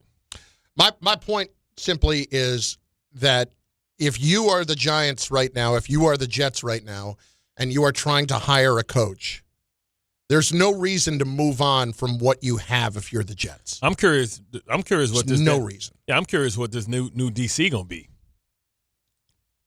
That's pivotal. That sets the tone. I'm Chris Harris. We gonna see what you all about, son. I am much more. I hope he not one of these because he played for the Bears all that time, right? I just hope he ain't got that Lovie Smith in him. Tampa 2. Man, if I will quit S&Y if I got to watch Tampa 2. The most boring defense in the history of the world. That really is the most boring don't defense break. to watch. Oh, look at the middle linebacker lined up at 15 yards. Oh, how creative. We're just going to check down Charlie ass today. I would poke my eyes out watching that soft stuff. David and Elizabeth is next, ESPN New York. What's up, D? What up, fellas? How you guys doing today? Y'all doing good? Oh, you must have the day off. You don't sound like you underwater today. You off today? Nah, I'm playing hooky. I'm about to go to Willowbrook Mall to buy Christmas gifts on my 15-minute break. It's going to be more. Willowbrook Mall. That's right. 15, like they say 15. They say he said 15 minutes. That just lets you know that what Bernie Mac was talking about when black people break, they break. Oh yeah. You seen Johnny? Been on break for 2 hours. He on break. He say lunch break. He said break. That's 15 minutes. How the hell you can't even get in your car and go down the street in 15 minutes and come back? Remember, Bart, for us black people, no disrespect, Carlin. Yo, break starts when I'm relaxing, not when I walk there, not when I got there. Gotcha. I started relaxing. So after you go to Auntie Anne's, that's when you start relaxing. I'm very comfortable with that way of putting it for my own self as a white man. That's exactly how I would look at it. Chris, don't let them get you fired. Yo, Chris, you're one of us, no matter what, Chef. No, I just mean do not let David get you fired. No. What I'm saying, you know what? Another thing that don't scare black people, the pink bill that come. When that pink bill come and they about to cut it off, black people like, oh yeah, it don't even flinch. I got 2 more weeks. Exactly. Yeah. Go ahead, Chris. Yeah, hit man, it. So let's get it. Jeez. Oh yeah, let's get into it. Listen, all I'm saying is, never mind. Never mind. Don't worry, Chef, man, you good, bro. Good. Bart has just said something. This is why I hate Bart so much. Bart has just said something that Chris cannot comment on. We love Bart, man. We love Bart, man. You know that. So, look, this is what I want to say about the organization, man, not for nothing. Bart, I'm in lockstep with you. I didn't even know you knew about Dr. Doom, Marvel, DC, all that good stuff. Beautiful analogy. I love it. Hey, even though I got Dr. Doom as the backdrop on my phone. All right, not for nothing, right? That whole game plan you had would have worked well And, of course, they don't listen when you give out quality advice. And we're going to have to sit back and see what they're going to do. I'm in lockstep with you, man. I would let Aaron Glenn go for Harbaugh, Tomlin, even my man Carpe Omnia. I would have let him go for him too, because he's not a bad coach, believe it or not. Even though Shep doesn't like him too much, but I don't even know who you're talking about. Carpe Omnia. What? Mike McCarthy. Okay. Yep, Mike McCarthy. Yep. You guys got that drop. Carpe Omnia. Yeah. No. Yeah, Barton Hahn had that drop. I don't have that drop. I don't. Oh, yeah. I didn't have the Hahn speak. We have it imported. Oh, yeah. Not for nothing before you gentlemen let me go. We need to figure out this quarterback situation. And the linebacker situation is something that needs to be addressed. I would love if they keep Quincy. Sherwood, I don't have an issue with. I think, honestly, which we didn't get into subject with, they said that Wilkes and his schemes were terrible. And the guys are complaining about it in the locker room. Bart, I don't know if that hit your ears or not, but the guys were complaining that his defensive schemes were vanilla, terrible, and they were laughing, and they even started complaining before he got canned. So, that's something you gentlemen might want to address. Appreciate it, gentlemen. Yeah, I'm going to call him a niche. What do you think he's doing now? Selling life insurance. I don't know what he's doing. I know I don't care. I know I don't care, but why don't you hit him up on LinkedIn? I'll pass. Thanks. Do you know one time? So I used to rip on him to no end. Yeah. On social media and stuff, and on the show. I just to no end because I couldn't stand the way he went about his job. It was just the worst. Trying too hard. Just the worst. And, the stuff that he pulled with Joe Douglas and his kid, went up to Joe Douglas's kid at a game in Philadelphia and started talking to him, what are you doing? And one time I gave him the chance. I went out to Jet Camp one day and he's standing on the sideline. And I never was really out there. Just, Manish, Chris Carlin, how you doing? He just kind of smiles, like, oh, hi, hey. And I'm like, here it is. He saw them calves. He didn't want no smoke. He's like, hell no. You're not about to deep. Not that he was going to swing on me, but hey, I'm here if you want to fire away, because he knew that I had taken shots. In fact, when I got cut loose, he was publicly celebrating about that, and that's okay. Listen, I get it. It's all right. I'm taking shots at you, but he saw them calves. He was like, nope, I don't. Yes, sir. It's just I think I was more in the right based on how many different people tended to agree with me about the whole situation. That's all. Yeah, man. Was he covering the team when you were playing? Of course. When you were playing? Yeah. He ain't saying nothing to me. I didn't remember. The one I almost fought was Lebitard. Leberfeld. Yeah, close enough. Yeah. Dan Lebitard. Little trust Dan fund Leberfeld. Baby. Little trust fan baby. Trust fund baby. Who was on his daddy's platform. Ooh. If I still see him, I might just give him a little smack in the back of the head. How about Craig in Lansing is next on ESPN New You're York. in Lansing? You're in Michigan? Craig, what's up? Hey, what's up, guys? Actually, Bart, I just got into Florida. I've been driving all night. Damn. So usually I'm from down the street from Lansing. I went to Magic Johnson High School. I think we talked about this before, but yeah, man, I just got into Florida. I heard you guys' conversation. I wanted to call in because I actually looked up a lot of this stuff. Yeah. Because I was wondering, why is Aaron Glenn considered to be this defensive guru when, in Detroit, here's his 4 years there as the DC. 32, first year, then 29, then 19, then 20. And that's exactly what they are right now, 20th. I mean, he's never had a top 10 defense. He's never had a top 15 defense, total defense. So, and then, but the one thing with the Steve Wilkes hire, look, man, I mean, I'm not going to blame him too much for that because Kyle Shanahan made the same mistake. And you know what? I'm a Niner fan, so I watched the Niners that whole year, and I noticed that it was noticeable the defense couldn't bring no pressure. They were constantly giving up third and longs for first downs. Yeah. It just was clear cut that they couldn't do anything like they were normally used to doing with D'Amico and Robert. Yeah, remember they brought him down to down from the top, made him come on the sidelines.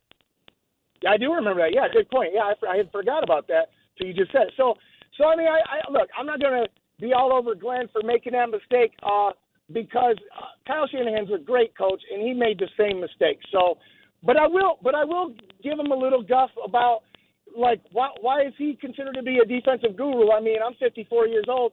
I know what defensive gurus look like and what the here's the thing. It wasn't defensive guru, okay? Because all you had to do was look at the Detroit defenses over the last few years. They were never dominant. But they were just saying, well, look what he's doing with everybody hurt. Right. But they played better late when they had that great game against Sam Darnold last year when they were 14-2. They beat him like near the end of the season, and he became a hot name. But he also became a hot name because people thought he was going to be a really good leader of men. And I still think that's true. That could be true. I'm telling you. I think there are going to be things that he's going to adjust off of what he has seen and learned in year one. Well, we have to see how much growth he has from year one to year two in understanding how to put together a outstanding program. I just don't know how people can look at this and think somehow he's getting 1 year and that's it. And he shouldn't. He should get a lot more time than that. I mean, still, Steve Wilkes got 1 year. I'm talking about with Arizona.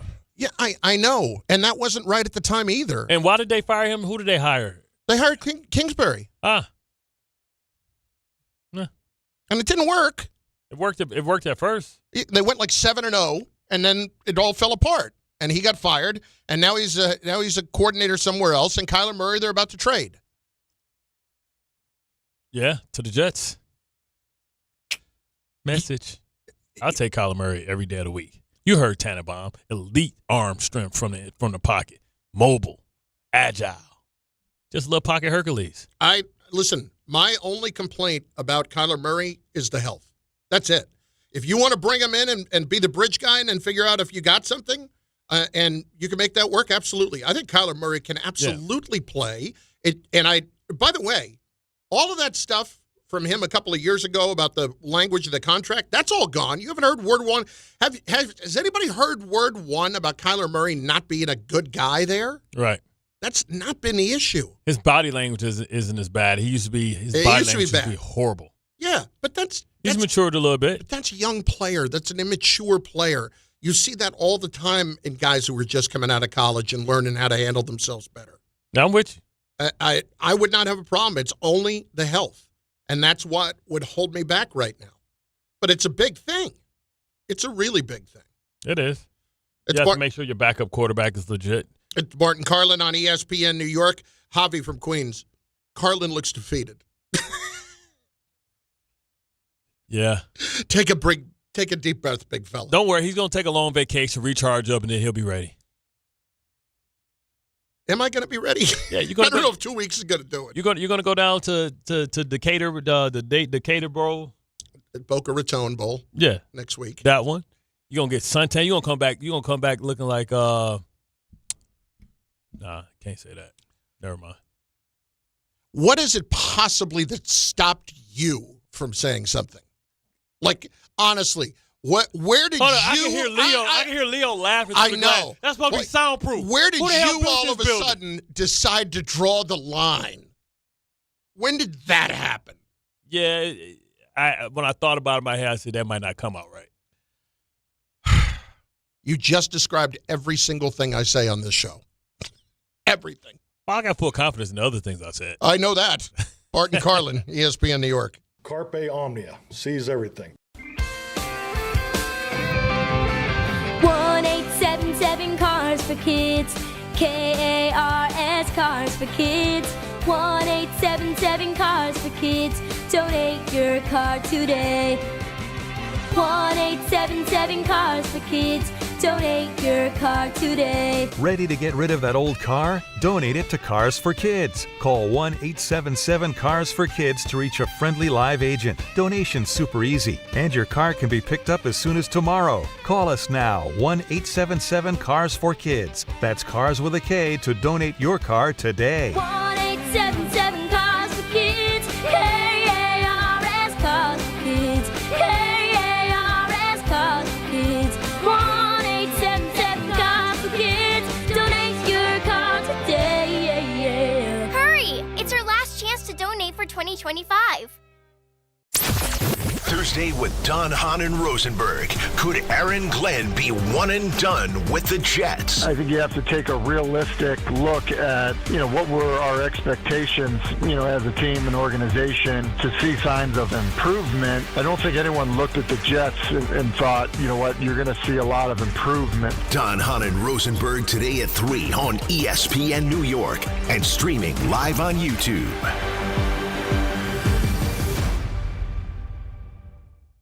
Hey, it's Michael Kay talking to you about my friends at PC Richard & Son. They're local, family-owned, and I trust them, and you can too. Right now, save on all holiday gifts for everyone on your list. And with their holiday price guarantee, your price is protected. If the price goes lower from now through December 24th, they will match it. You can't beat it. Plus, you get fast and free delivery. PC Richard & Son, the company you could trust for over 116 years. Free delivery excludes Manhattan. Boxing is back at Madison Square Garden on Saturday, January 31st for the Ring 6. Teofimo Lopez versus Shakur Stevenson. Power meets precision on boxing's biggest stage. This is one fight you won't want to miss. Get tickets now at Ticketmaster.com and watch every round live exclusively on DAZN. If you've been injured on a construction site, then you need a lawyer who knows New York's unique labor laws. At the Parisman Firm, they have decades of experience handling construction accident cases and a proven track record of delivering huge results. Their team has already recovered nearly $1 billion for hardworking New Yorkers. From scaffold accidents to slip and falls and equipment failures, they've got your back. Call the Parisman Firm now at 718-WORKERS. That's right, 718-WORKERS, because your case is their cause. Get the justice you deserve today. At Uline, the prevailing opinion is, if you don't live it, you don't believe it. The people at Uline believe in hard work, and they live it by being there 24/7 to answer your call, having 41,000 items in stock, and offering same-day shipping from 12 locations across North America. Business owners, sellers, buyers, shippers, and packers believe it. Uline is the hard-working, dependable source for your shipping and industrial supplies. Visit uline.com. Looking for a fantastic holiday deal? Stop by Boost Mobile tomorrow, Friday, December 19th from 2 to 6 p.m. at 823 Broad Street in Newark for their special holiday event. Free gifts to the first 50 kids and free photos with Santa. Bring the whole family, and while you're there, check out their amazing deal. Unlimited talk, text, and data for $25 a month. Forever, as in for life. Make the move and watch your savings stack up. Switch now at boostmobile.com. After 30 gigs, you may experience slower speeds. Pay $25 a month as long as you stay on the Boost Unlimited plan. The Winter Savings Event is right now at Bay Ridge Mazda. Lease the 2025 Mazda CX-30S for as low as $169 per month, or the 2025 Mazda CX-5. Select for as low as $229 per month and get as low as 0.9% APR financing rates on select model. Plus, enjoy 1 year complimentary of Bay Ridge Plus benefits like ding and dent coverage, key replacement, windshield protection, and roadside assistance. Visit them in Brooklyn or online at BayRidgeMazda.com. Bay Ridge Mazda, where confidence comes standard. See dealer for details. Do you owe $10,000 or more in credit card debt or personal loans? With credit card debt at all-time highs, Debt Relief Advocates is urgently notifying consumers of debt relief now being made available, designed to aid consumers with out-of-control credit card debt. Those who qualify and enroll for this relief program will only have to pay back a fraction of what they owe. This is not bankruptcy or a debt consolidation loan. This is a relief program that credit card companies would rather you not know about, as it ends your debt nightmare and saves you lots of money. Consumers owing at least $10,000 in credit card debt or personal loans can now take advantage of this debt relief as the cost of living skyrockets. Debt Relief Advocates has established a relief hotline for you to call to learn what debt reduction you may qualify for, so don't wait. For this free information, call the Relief Hotline at 800-606-8737. 800-606-8737. 800-606-8737.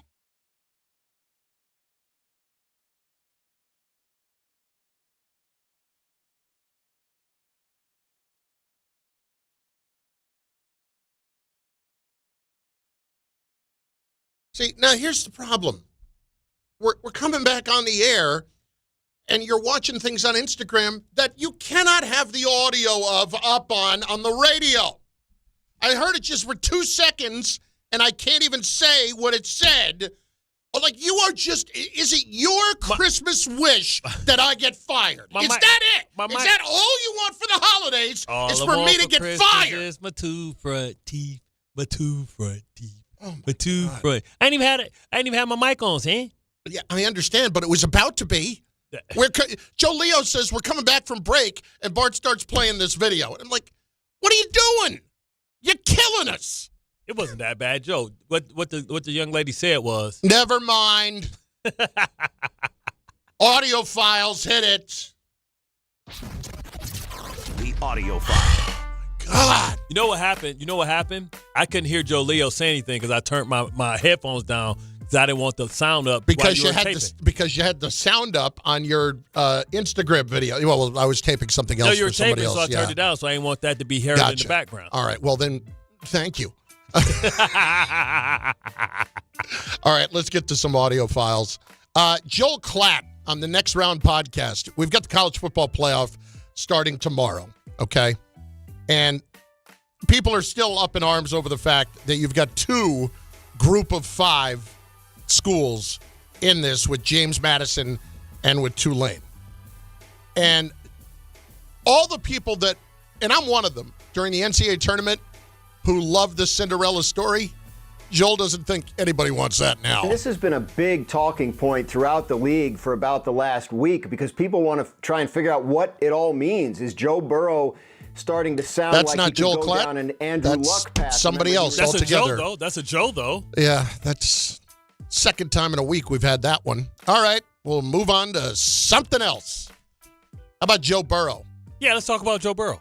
On his future with the Bengals, which is actually what you were hearing for a moment. I think that was Dan Graziano. Is there any world in your mind where you're not the quarterback of the Bengals next year? I can't see that, no. Have you ever thought about the possibility of not being the quarterback here during your career? You think about a lot of things. And when you look at quarterbacks over the course of their time, great ones, Peyton, Brady, you kind of have to understand that you never know what this league will bring. And what did you learn from watching how their careers unfolded? Yeah, a lot of crazy things happen every year. Micah Parsons got traded. That is something I hadn't seen in a long time in the NFL, so crazy things can happen. Don't rule anything out there. Like going to the Jets? Crazy things happen every day. Crazy things happen every day. People get shot every day, B. You tough, right? You'll be all right. Paid in full, baby.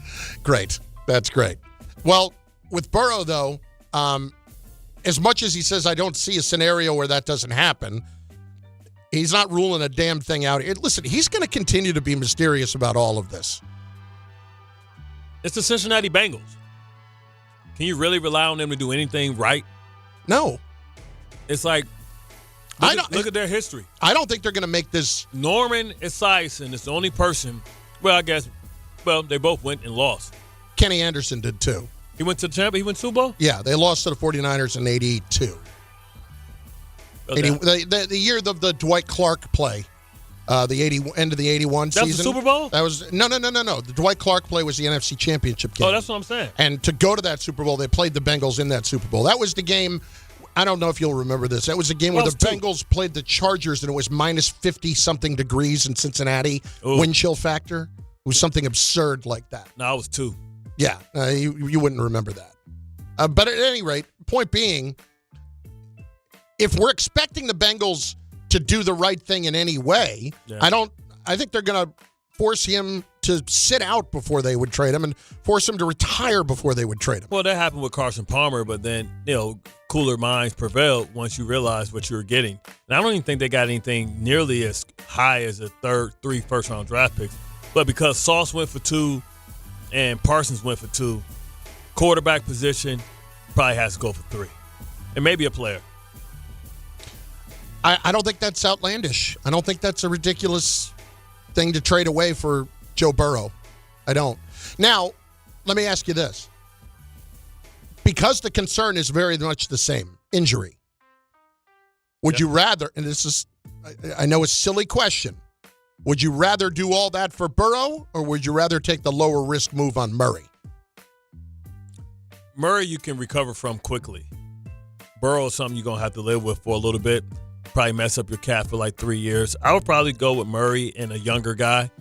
That way you have multiple ways of improving. Right. Murray can mess around and say, all right, we're going to give you a 3-year. And then whoever you draft, you can have him sit like Jordan Love. Because I can't say about Murray that injuries are a concern and not say the same thing about Burrow. Right. You have to be fair. And I think Burrow's had the more. See, I think Kyler Murray could be back playing right now. This is so that he don't get hurt because they don't see him as their future quarterback. So a lot of that's going on now too. How about this for the NBA Cup? I don't know if you saw this from Shams on the NBA Today yesterday. We were talking about the fact that they actually gave away some tickets to the championship for the NBA Cup because it was in Vegas, remember? Yeah, so no home team. So they may not have it in Vegas anymore. They may move it around. How about a place that they could try to have it? The NBA has Duke and Cameron Indoor Stadium in Durham, North Carolina as among their strong options as a Cup championship game host, potentially as soon as 2026. And so as the league explores outside of Las Vegas, could there be a high-level college program like Duke to host a game? So imagine in December having the NBA Cup championship game among the crazies at Duke there, in North Carolina. No, that is crazy. I'm not having no championship game. Why would I in do some that? little arena like that? Yeah, well, that's why, because it's 9,000 and it's in the middle of basketball country. So, of course, people would sell the place out and make it a crazy atmosphere. So if that's the case, do it in Indiana. No, I don't disagree.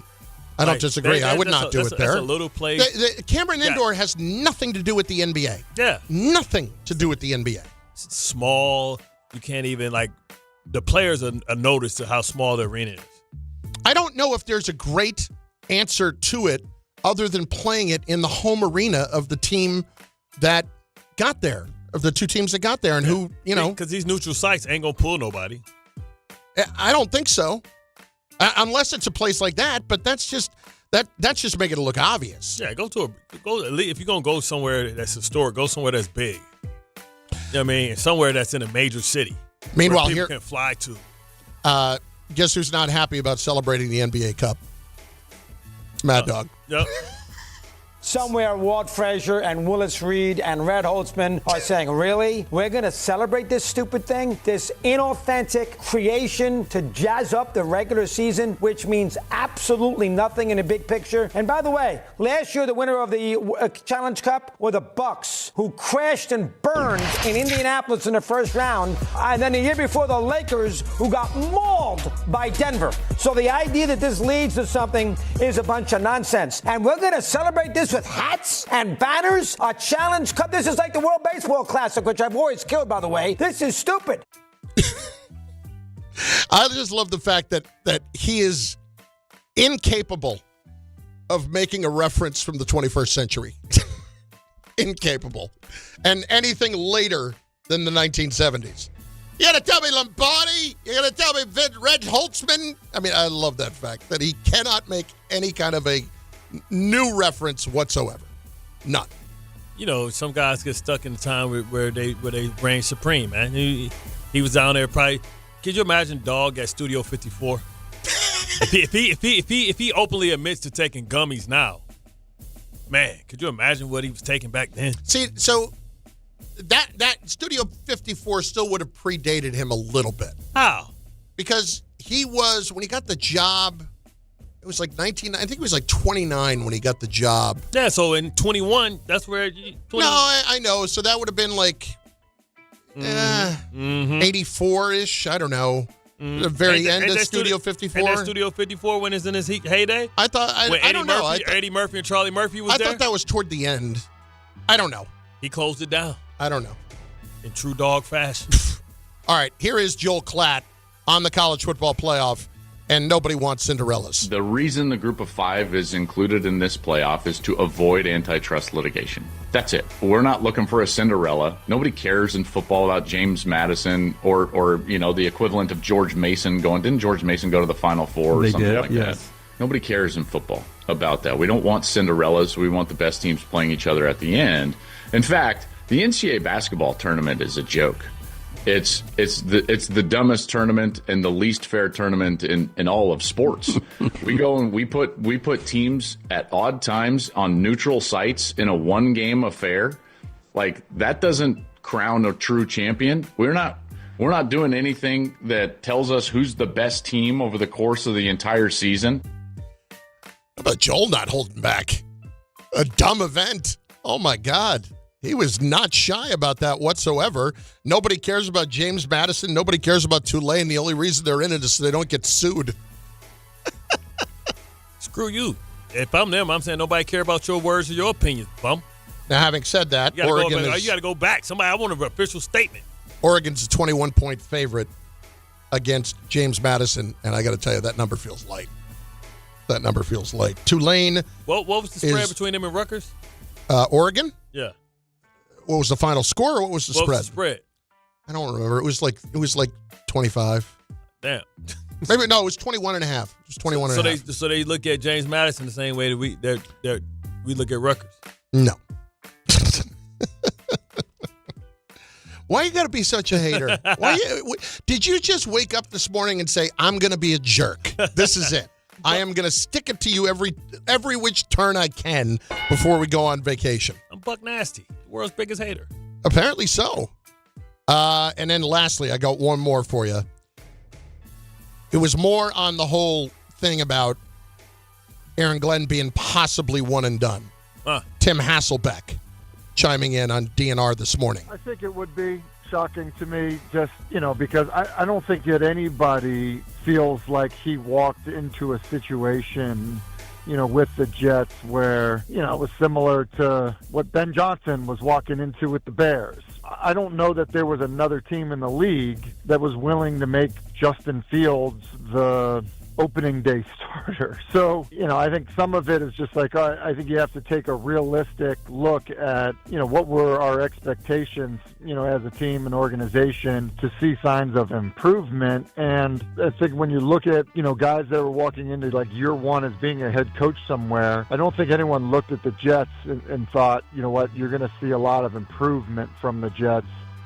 I don't see there's any way. I think people felt like you were going to see improvement in year one. At the beginning of the season, I think people felt like the Jets were going to be competitive in year one, but when that didn't happen, right now, I don't think anybody looks at it and says they should absolutely fire him. I have not heard from an overwhelming sense of Jet fans, other than Ira really being concerned about Aaron Glenn, that he should be fired right now.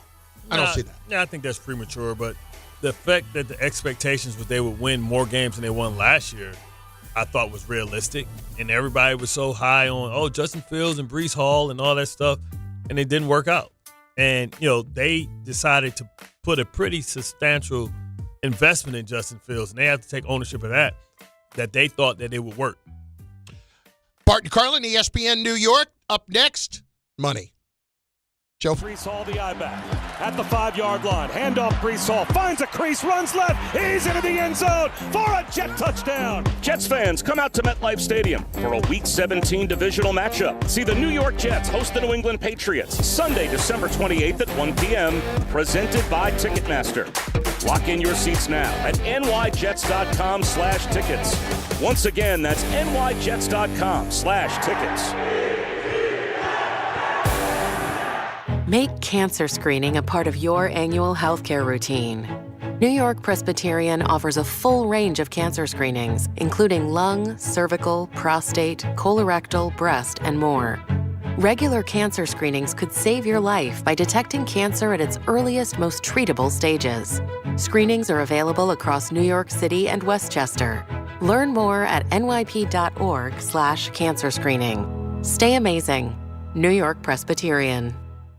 Right now at Bay Ridge Honda, experience the wonder of holiday savings with the 12 days of deals during Happy Honda Days, like the Accord SE, only $299 per month, or the all-wheel drive HR-V LX for only $269 a month. The 12 days of deals on now during Happy Honda Days, plus receive thousands in benefits and savings with their Bay Ridge Plus Advantage plan. Upfront pricing, total peace of mind. Visit BayRidgeHonda.com. 39 months lease, 7,500 miles per year, 2026 down, plus tax, tag, and fees. See dealer for full details. The holidays are here, and Amazon Pickup is your MVP of package pickup. Need that perfect gift like a brand new jersey for the big game? With Amazon Pickup, you can grab your order from secure Amazon lockers or counters near you on your schedule at no extra cost. It's fast, it's easy, and it keeps your holiday surprises tucked safely away. So whether you're running from work or heading to the holiday party, Amazon Pickup makes holiday shopping worry-free. Find your nearest Amazon Pickup location at amazon.com/pickupmvp. That's amazon.com/pickupmvp. At Jake's 58 Casino Hotel, we're celebrating this holiday season with our $155,000 Slay the Road drawing, including your chance to win a new Land Rover Defender and $10,000 cash. Earn entries all month long, then be here on January 1st between 12 and 3 p.m. when one winner will be drawn every hour to win up to $20,000 cash. At 4 p.m., one lucky winner will win a Land Rover Defender and $10,000 cash at Jake's 58 Casino Hotel. If gambling is a problem for you or someone you care about, please call the 24-hour toll-free helpline at 1-877-8-HOPE-NY or text HOPE-NY. There are a lot of reasons why people buy at Ramsey Mazda. It's their selection, it's their customer service, and it's their savings. During the More to Move You event, lease a new 2025 Mazda CX-30 2.5S all-wheel drive for $159 for 36 months. Start shopping now at RamseyMazda.com. Choose wisely, choose Ramsey Mazda. Call 833-853-2970 for details. VIN SM839072. MSRP $26,690. Zero security deposit. Ends 1/2/26. For over 100 years, Slomin's has been your trusted partner in comfort. When it comes to home heating oil, we deliver more than just quality fuel. We deliver peace of mind. With price protection, automatic deliveries, 24/7 service, and up to 30 days to pay your invoice. Our dedicated team is just a call away, ensuring you stay warm and comfortable all winter long. Slomin's, New York and New Jersey's largest heating oil provider, proudly serving our community for generations. Give us a call today at 866-GET-HEAT or visit oil.slomins.com. Coverage varies by plan. View contracts and exclusions at endurancewarranty.com. If your car is out of warranty, one major repair bill could wipe you out. Just ask Ludacris. Car breakdowns can wreck your wallet. Without Endurance, a worn-out timing belt could cost you $1,700. A busted transmission, that's $4,000 easy. An engine meltdown, $7,000. But if you've got Endurance, you could never pay out of pocket for a car repair again. With Endurance, your car's most expensive parts are covered. Plus, you pick the mechanic you trust to do the work. With Endurance, your rate stays the same no matter how many claims you file. If your car is under 20 years old, Endurance has you covered with unlimited miles. Plus, your plan includes 24/7 roadside assistance anywhere in the country. Choose the name Ludacris trusts, Endurance. Right now, get $300 off any plan, plus a year of elite benefits, a $2,000 value, free. All backed by a 30-day money-back guarantee. For your free quote, call 800-431-8958. 800-431-8958. 800-431-8958. From the regular season to the Super Bowl, ESPN New York is your destination for football. We've got crazy fans. If the Giants somehow beat the Cowboys, I'm going to take a dump on your head. You can feel good because you're a damn football team. Expert analysis. Marcus Spears joins us now. ESPN NFL analyst Damian Woody. Mel Kiper Jr. The Hall of Famer Steve Young. He's kind of our resident general manager, Louis Riddick. We got Mike Tannenbaum right now. And all your fantasy and wagering needs. This is ESPN New York. We are football.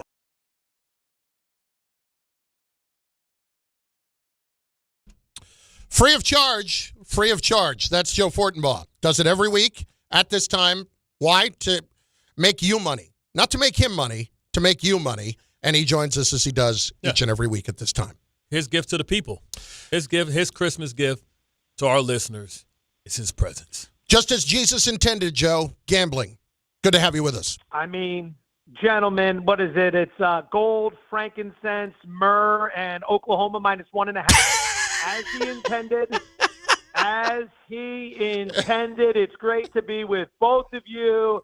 The big fella, Bart Scott. I mean, what an honor, what a treat, what a joy. I'm thrilled. You let me know where you want to begin. We got college action. We got a good one tonight. I got a lot of action for tonight as well. I'm sure we're going to really want to hammer home what's going on in the Jets and Giants games too. We'll skip it. Not really. No, I'm more interested with tonight. Our spirits are long dead. I've been broken like a Bronco. Let's start with the NFL game tonight with Chargers Seahawks. What are you looking at in this game, especially when we assume that Devontae Adams is not going to play? Rams Seahawks. Rams Seahawks. Excuse me. Before people start hating. And listen, we don't tune into this show because we're looking for accuracy. Why would you want facts, Joe? You know better than anybody else. I'm not interested in that. Anyway, go ahead. All right, so let's get into it. Lions, Jags tonight. Here we go. Everything we're looking for. I like Seattle here. Money's been coming in on Seattle. The Devontae Adams injury is obviously big, but I want you to focus more on what we saw in the first meeting between these two. Okay, there are final scores that are representative of what happened in the game, and then there are final scores that can be a bit misleading. This is important to understand because the misleading final scores can offer opportunities with point spreads, whether it's the next week or in a rematch when it's divisional opponents. That's what I think we have here. So back to that first meeting. Rams win, and they win a close one, in a game where Seattle outgained them by 165 total yards. The problem? Seattle was -3 in turnover differential. And despite that, they were still lining up a 60-plus yard field goal at the end of the game to win. If we can avoid a complete Sam Darnold meltdown tonight, which is no guarantee with how he plays in big games, I like the Seahawks. Money's been coming in on them. They're -1.5 now. I think you could just play the money line if you want to avoid the 1.5 entirely. The under's taking money as well. And with that, I would play Stafford's passing yards under in this game. It's somewhere around, I think, 235, something in that neighborhood. I haven't checked in a little bit on that. But he really struggled against this defense last time. And now you got the crowd noise. It's a short week. According to Adam Schefter, they had some travel issues with the plane getting up there. Devontae Adams may be out of the mix. Bart can answer this better than I can. But the way Seattle's built to play defense, all three levels, the playmakers they have there, they are equipped to handle when the Rams want to throw the three tight end offense out there. Like, they're equipped to handle that, and if you try to switch it, they're equipped to handle that as well. They're a kryptonite here defensively. So I like the Seahawks. I lean to the under. I play Stafford's under passing yards, and I play Darnold's over passing yards because the Seattle run offense is highly inefficient, and that's where the Rams are strong on defense. But you can torch that Rams secondary as we've seen in previous weeks, and I think Darnold has a chance to do that tonight. All right, I want to hear about the some of these playoff eliminators. How about New England, Baltimore? I like your Ravens there, big fella. I like them a lot, and I think the better bet is even to play Derrick Henry over 79.5 rushing yards.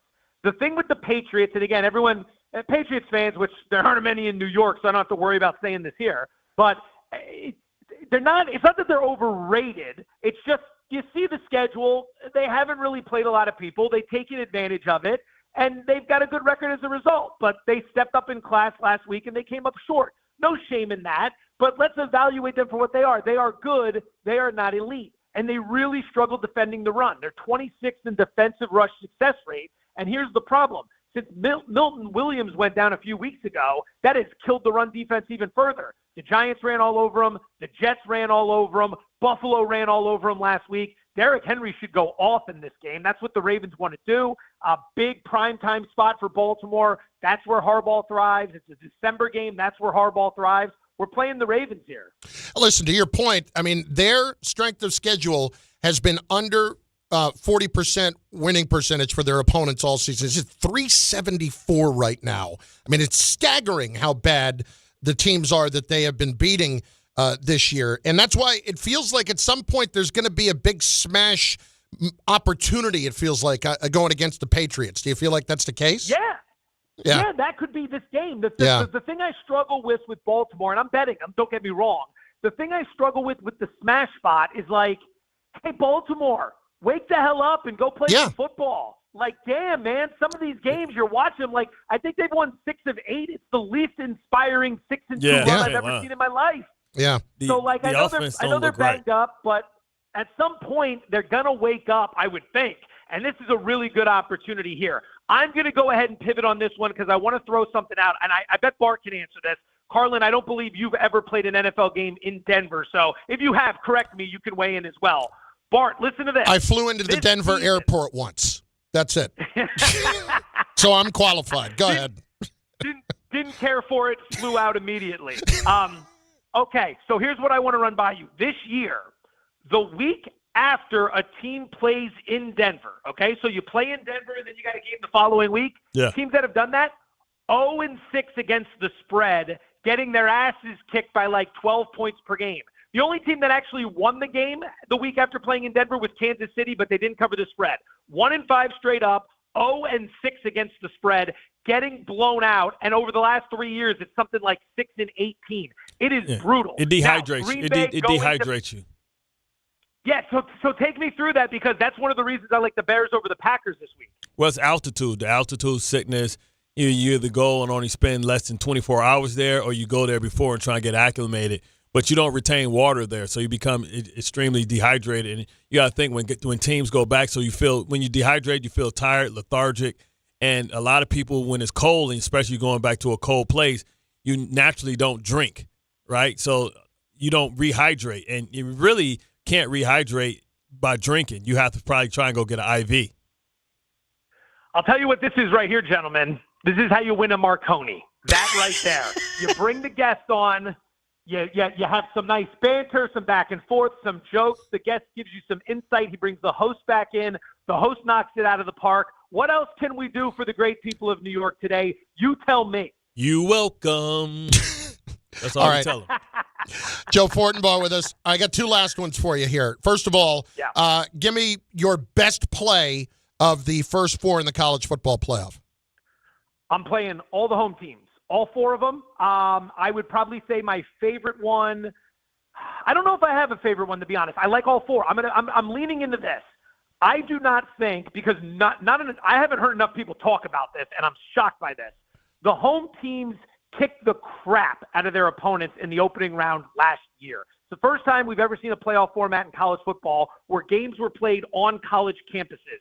That home field advantage is legit. Like when you're in the NFL for 6 to 8 years, you understand what it's like going on the road, hostile environment. You're trained to handle some of that. I'm not saying it's easy, but when you're 19 years old and you're at College Station, Texas A&M, 100,000+ people going nuts, and you've got like 8 career road games under your belt, one of which was some game at NC State Saturday at noon that didn't mean anything. Like, this is a big environment. So last year, opening round home teams, 4-0 straight up, 4-0 against the spread. They won by 19 points per game. They beat the closing point spread by 10 points per game.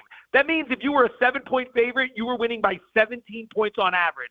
I like Oklahoma because Alabama's one-dimensional. They really can't run the ball, and they struggle with mobile quarterbacks.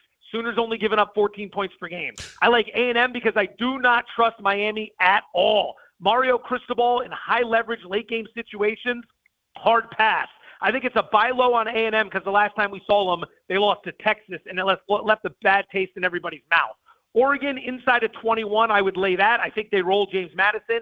Ole Miss, I'd be a little sketchier on now that Lane's not there, but they crushed Tulane earlier in the year. I don't think Tulane is all that great to begin with. We're laying 17.5, so that's the one where I'd go a little bit less. Okay, last one. Just, obviously the next 2 weeks, people are on vacation. They're looking for bowl games to play. How much harder is it now? How much more do you have to pay attention and try to find out? How much more of a gamble is it in general when you do not know who's opting out of these bowl games and who's playing really up until the last minute in a lot of cases? What you want to do more than anything else, I mean, you want to try to stay on top of the news. If you're not going to be tracking all of this stuff, these opt-outs, because this is such a great thing. And I mean, you got coaches leaving, all this stuff. If you're not going to track it tooth and nail, don't make big bets, right? Just maybe go look. You can find anywhere where point spreads open and where point spreads have moved to. That'll kind of show you where the money is. And then from there, you can make some determinations. But I'd say, like always, the most important thing this time of year is motivation. And we saw it last night with Delaware. Delaware just stepped up to FBS.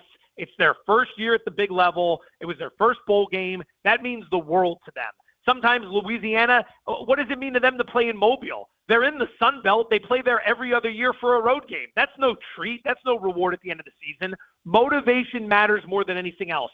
Some teams really care about this. Some teams don't care at all, and that's where you find the striking point. Like that happened with Old Dominion. Old Dominion was a 7.5-point dog. That closed somewhere around 2, and you saw how that game played out last night. Excellent stuff. Merry Christmas. And listen, from us, just thank you. You are our own personal gambling Santa. That's what you are. Well, I love you guys, and that's no joke. Big fella, I had the pleasure to work with you for a while. Bart, I see you every Friday doing push-ups and jump rope in the green room. It means the world to me to get to watch that workout, put me in my spot for how soft and flabby I am. Gives me something to aspire to, but there's nothing I'm going to do about it, so let's be honest. But, yeah, to the great people of New York who listen to this segment, love you too. Have a wonderful holiday. Big fella, I expect some texts from you. You'll be getting them from me, and we'll just keep this thing going. He's got to deliver presents. Yeah. Maybe this year I'll send the money I owe you in Venmo to the right Joe Fortenbaugh. How about that? That was the whole thing last year when it's like, hey, you don't give me a confirmation that I sent the money. You don't give me a confirmation. Newsflash, you sent it to the wrong guy. Appreciate it, brother. Thank you. All right, boys. Love you. I'll talk to you soon. That's So you Joe sent it to Fortenbaugh. Mr. Furley? Yeah, that's last year. I'm like, listen, I'm going to put a couple $100 down on this. And, of course, I lost the bet. And so I got to send him like $250 or something later in the year. And I look in Venmo, and I'm not a detailed guy, really. And Joe sends me his Venmo handle, and then I send it to him, and I send it to the wrong Joe Fortenbaugh. First of all, how many Joe Fortenbaughs can there be? It's another one? There was. Wow. And that guy ended up with the money. You ever send it back? And I got it back. The folks from Venmo were phenomenal. Took about 2 seconds to get it back. Who knew? Anyway, Bart Carlin, ESPN New York, at noon. 880 ESPN, WHSQ, and WCBS-FM HD2, New York. A Good Karma Brands radio station. Whether you're shopping, gaming, or streaming this holiday season, don't take slow for an answer. Get Optimum Fiber for the fastest, most reliable, and most consistent internet speeds, starting at $25 a month. Call 888-4OPTIMUM or visit Optimum.com to switch. Act now and get Netflix, a 5-year price lock, and $100 back, all on us. Call 888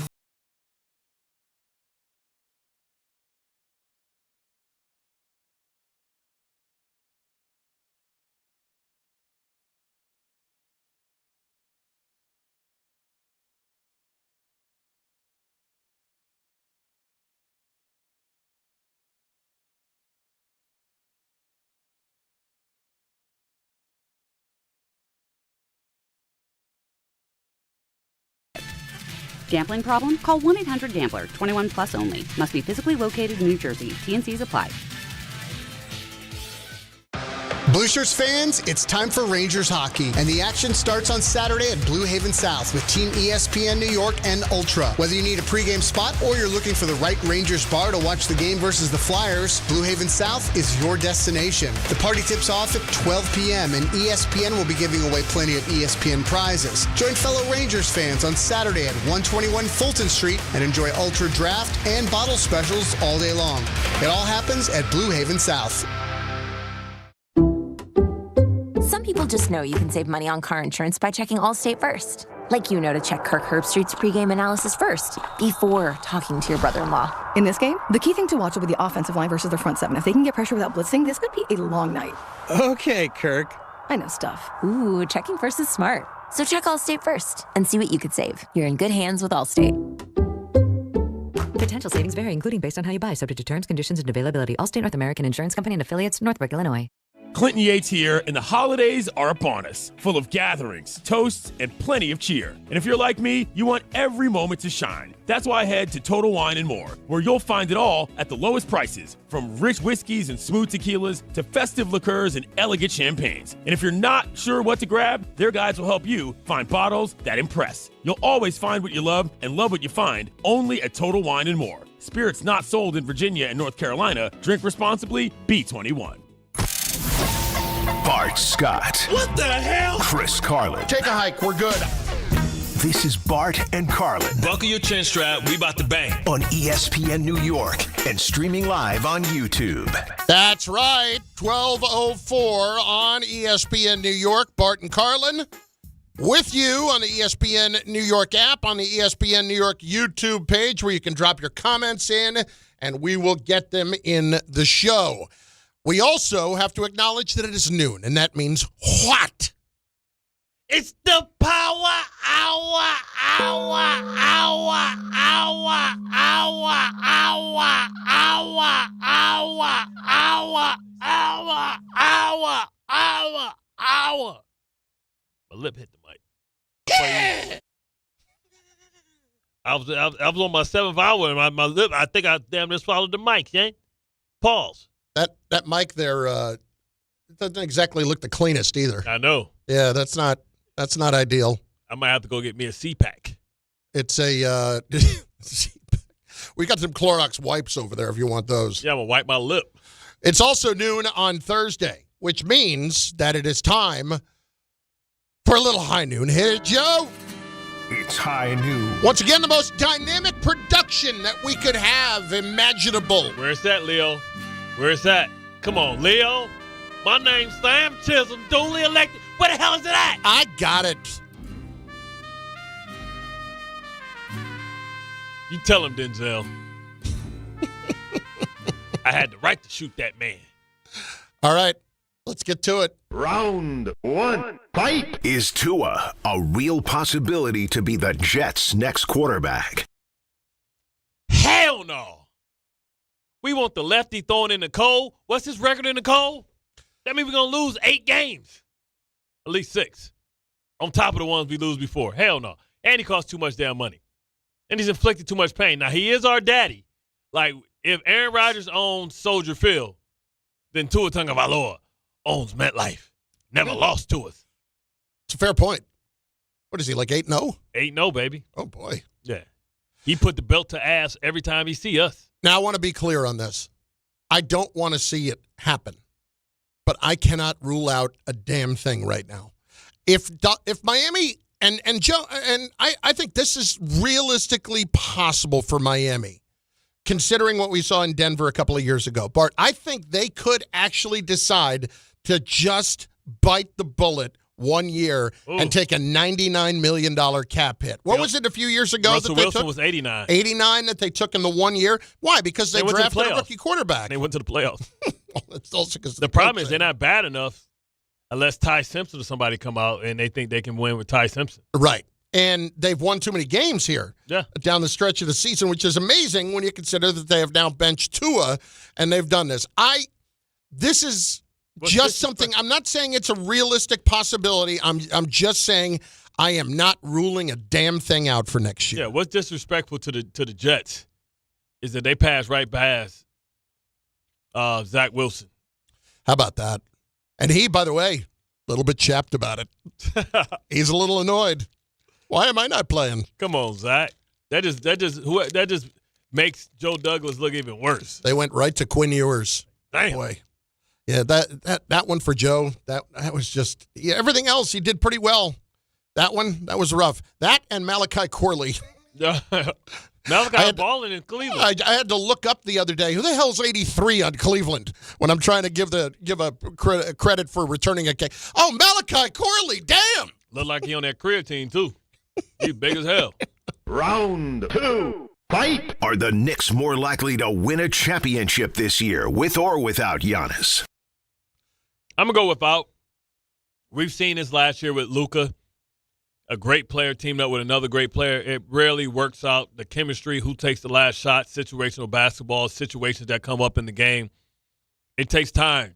You got to let that stew marinate. You got to let that stuff bind. You got to let that stuff root. You got to let it simmer down, cook down. I think if they mess up the continuity now, I don't think they get it back in enough time to be able to see what or get what they want. Now, it's been 2 teams to make midseason trades to win championships. And I'm not going to mention the team, but it happened twice. You can mention the team. Okay. Mark McGuire, they got rid of Adrian Dantley and brought in Isaiah's best friend, Mark McGuire. They won a championship. Actually went back-to-back after that. And then we traded for Rasheed Wallace in the middle of the season, won a championship, defeated the Lakers. It rarely happens. It hasn't happened in a long time when you have that, especially if you have to gut your team. Those players or those teams, I think it was 1 for 1. Unless they're able just to go cat straight up for Giannis, I can't see you gutting this team and everybody finding and defining their roles in a short period of time before the playoffs start. We found before last year that when they made the trade for Cat and they lost all the depth, that it did end up hurting them. Now, they still made it to the conference finals, but the depth was a concern. But was the depth a concern because they didn't have it or because Tom Thibodeau didn't develop it during the course of the year? I would really kind of put that more in the case of what actually happened. I can't put Giannis on the team and say the Knicks don't have a better chance to win a championship without him. I have to say they have a better chance to win one with him, even if it is this year. You might lose Kolick. Oh, no. I can't lose Travis Kolick. He's the straw that stirs the drink. Leo, you can push the button. Which button? Oh, the next button. Round 3. That's me. Fight. I push him. Who gives the Giants a better chance to lose to the Raiders, Winston or Dart? This is interesting. It's next week, obviously. It's not this week, but it's already the game that we are all focusing on. And frankly, Bart will be here a couple of days next week. I'll be here Monday. We'll get a little chance to talk about it, but this is going to be an amazing game. I cannot wait for Giants-Raiders at 4:05 a week from Sunday because it's obviously going to be for the number one pick. Listen, Jackson Dart better do his best job to keep these guys off his ass because Mendoza could be real tempting to a new general manager and a new coach. So listen, if you want to kill all that talk, secure that you don't get the number one pick, you get the number two pick, and hope that somebody wants to give you a first-round draft pick to move up to get more and do it that way. But we know Moore wouldn't come in and probably start in front of Dart. So you better do that, man. It's on you, Dart. Secure your survival. Survival of the fittest, man. We do not want you to get voted off the island. So you think they have a better chance to win with Dart or with Jameis? Oh, Jameis Winston, no doubt. You know what I'm saying? God has relieved him of his turnover ways. Has he? Well, his pick six ways. The pick part's still there. Yeah, the pick's there, but the six is what was killing him. You know what I'm saying? Listen, I would not rule out Jameis's ability to lose a game for you. I want to see Jameis host Saturday Night Live. He could do. You know what? If he does a good enough job in TV, I bet you he will in the next couple of years. Yeah, I want to see him do it. I absolutely think that could happen. I mean, didn't Travis, I know, hosted? Didn't Jason host too? I don't know if Jason hosted last year or not. He got involved when Travis hosted. I know that. I tell you what, Peyton Manning throwing the football hard as hell at the little kids. That was funny. Greatest first. That was funny. Better than anybody. Yeah. What is it? Play dodgeball? Just kill him. Getting a little kid so he can hit on the girl. You lost your mommy? Let's see if we can go find her. Yeah, man. Peyton Manning's underrated. Let me help. Peyton's everything that you expect Tom Brady to be. Like smart, witty, handsome. Like Peyton Manning have all handsome people characteristics and traits. Well, I would say this. I cannot for a moment believe that Jameis would not give you the better chance to lose the game. And if that's the case, I'm sorry, Jackson's going to take a seat. Your arm hurts. Oh, boy, that shoulder hit you took last week, the one that was unnecessary, that looks worse. We better get a look at that. We better put you under, get a little imaging on that, as they say. I don't know, man. Jameis, strong arm, cut through the wind, the cold weather don't really matter to him, what he did in Pittsburgh last year with the snow. It can be exciting with Jameis. I'm not denying that. And I love the fact that we've gotten to see him play a little bit, but I also know that Jameis could give it away. Listen, they had a chance to beat the Packers. They did have a chance to beat the Packers. And what happened? Jameis got picked in the end zone when they're trying to come back and win the game and tie the game. Oh, that was the dude not cutting back on the route, man. But it still happened. Oh, man. It still happened. Everything goes on the quarterback's permanent record. Well, it's unfortunate, but it's true. And I think Jameis has thrown enough interceptions that have been his fault that I'm still comfortable saying he could give it away. Yeah, just ask Bruce Arians. Bart Carlin on ESPN New York and on the ESPN New York app. We have a lot of calls today that we have taken in regards to the Jets situation with Aaron Glenn. Mike Florio somehow believing that there's a chance that he could still get fired after 1 year, which I just do not buy for a second. There's also something else that you have been itching to get to, and that has to do with Bud Crawford yesterday packing it in. I think when one of the all-time greats decides to retire and ride off into the sunset, I think we all should acknowledge it. I don't care what sport it is. But, this was a guy that was often ducked, didn't get a lot of opportunities. Guys didn't want to fight him until they were forced to fight him. I think he's a 5-time division undisputed, definitely 3 or 4-time undisputed champion, and moved up 2 weight classes recently, everybody knows, with to fight Canelo Alvarez. And nobody expected him to even have a shot. And not only did I've never seen Bud in a close fight. The only fight that I remember him having a close fight is Sean Porter. And he went to the corner and he looked at his guy. He was like, the guy was like, I think we down. He said, we down? I said, what? He's like, all right. Went out there and knocked him out. Like, who can do that? What he did to Errol Spence.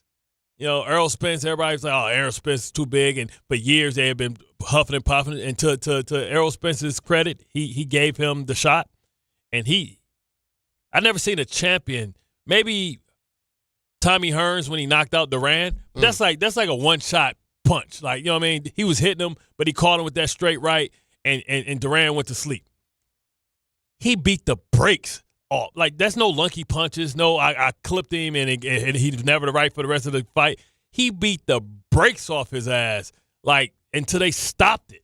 I'm talking about championship fight, one dude bloody, swollen, the other dude don't even look like he's even got warmed up. You know what I'm saying?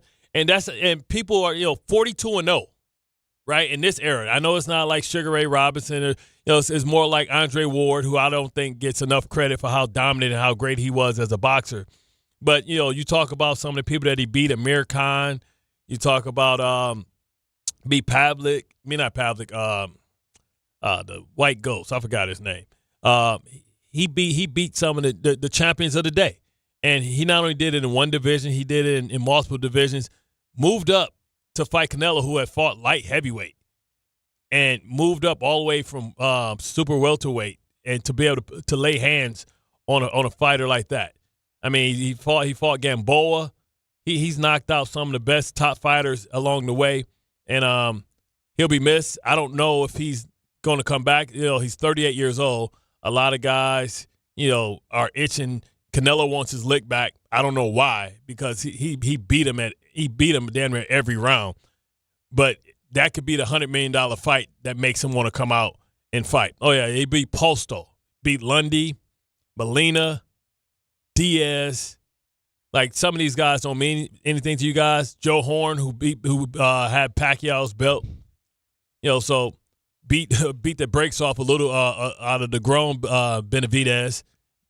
Whooped Amir Khan, got some of them paws too. Kyle Brook got them paws. Sean Porter got them paws. Errol Spence got them paws. And, of course, Canelo. So, job well done. Bud out of Nebraska. Didn't even know black people lived in Nebraska. You know what I'm saying? Did it his way. Wasn't the big draw. Gives you a lot of that Bernard Hopkins type vibe, because he's just a guy that went about his business. He was quiet, but is super confident. Never lost, 31 knockouts in 42 fights. All right. So as someone that is the casual boxing fan and used to just pay attention when it was, when the heavyweights were at their best, okay? Yeah. And then they lost me for a while. Put into context for me. I'm not going to sit here and try to pretend like I know anything remotely good enough about Bud Crawford to comment on this. I'll fake my way through a lot of other crap, like the NFL. But this, I can't fake my way through this. Honestly, try to put into context for me what makes him, basically, is it because he beat all of the greats of his day? And I guess my question to follow that would be, were there really a lot of greats in his day to beat? Well, like Cal Brook was a skilled fighter. He had lost to Spence. Spence broke his eye socket. He beat him. He knocked Gamboa out, who gave a bunch of people problems. Postal was a champion. Spence was a champion, was an undisputed champion. Porter was a champion. This isn't like, it's when he beat Canelo, that's like the movie Four Kings, where you had Duran, Hearns, Sugar Ray, and Hagler. He beat a champion that was 2 times his size. He moved up to super middleweight. He was fighting at welterweight. That's like the difference of 20 pounds. And people thought he was going to get hurt. He sat in the pocket. He outbanged Canelo Alvarez, who's going to go down as the first ballot Hall of Famer. This puts him in rarefied air, so much so that even some of the greats are speculating that maybe he may be better than Floyd Mayweather. That really? If they would have fought each other in their prime. But because his ability to switch from left hand, he would switch from southpaw to orthodox often. That means same weight class, same close enough. Yeah, absolutely. Yeah, okay. They welterweight. Okay. Floyd started off in lightweight and moved up. They right. I was going to say, it felt like again, don't know anything about it. When Floyd fought De La Hoya, nothing. When Floyd fought De La Hoya, remember De La Hoya was like a middleweight. He fought Bernard Hopkins and stuff like that, and Bernard Hopkins was always a middleweight. So Floyd moved up and down too. So I mean, I think he's like the only, maybe Pacquiao, the only person to unify all the ties. Take all the belts. Like, you got all these belts. He took him in 4 different divisions, unified all of them in 4 different divisions. That means he beat every champion in that division and moved up and did it again. And then this one, he took all the Canelos because Canelo had all the super middleweight belts. That's like watching, like saying, okay, Sugar Ray Leonard is going up to fight Evander Holyfield at light heavyweight. So the only thing that would bring him back would be a $100 million fight that he could get. Probably. Is it Spence again, or what is it? It's Canelo. It's Canelo? It's if Canelo wants to go out. Canelo's done it, too. He's fought at different weight classes and moved all the way. Remember, Canelo first loss was to Floyd Mayweather when he was like 19 years old. And then he moved up all the way up to win and unify the light the super middleweight. So this would be equivalent to like guys moving all the way up from like 4 weight divisions.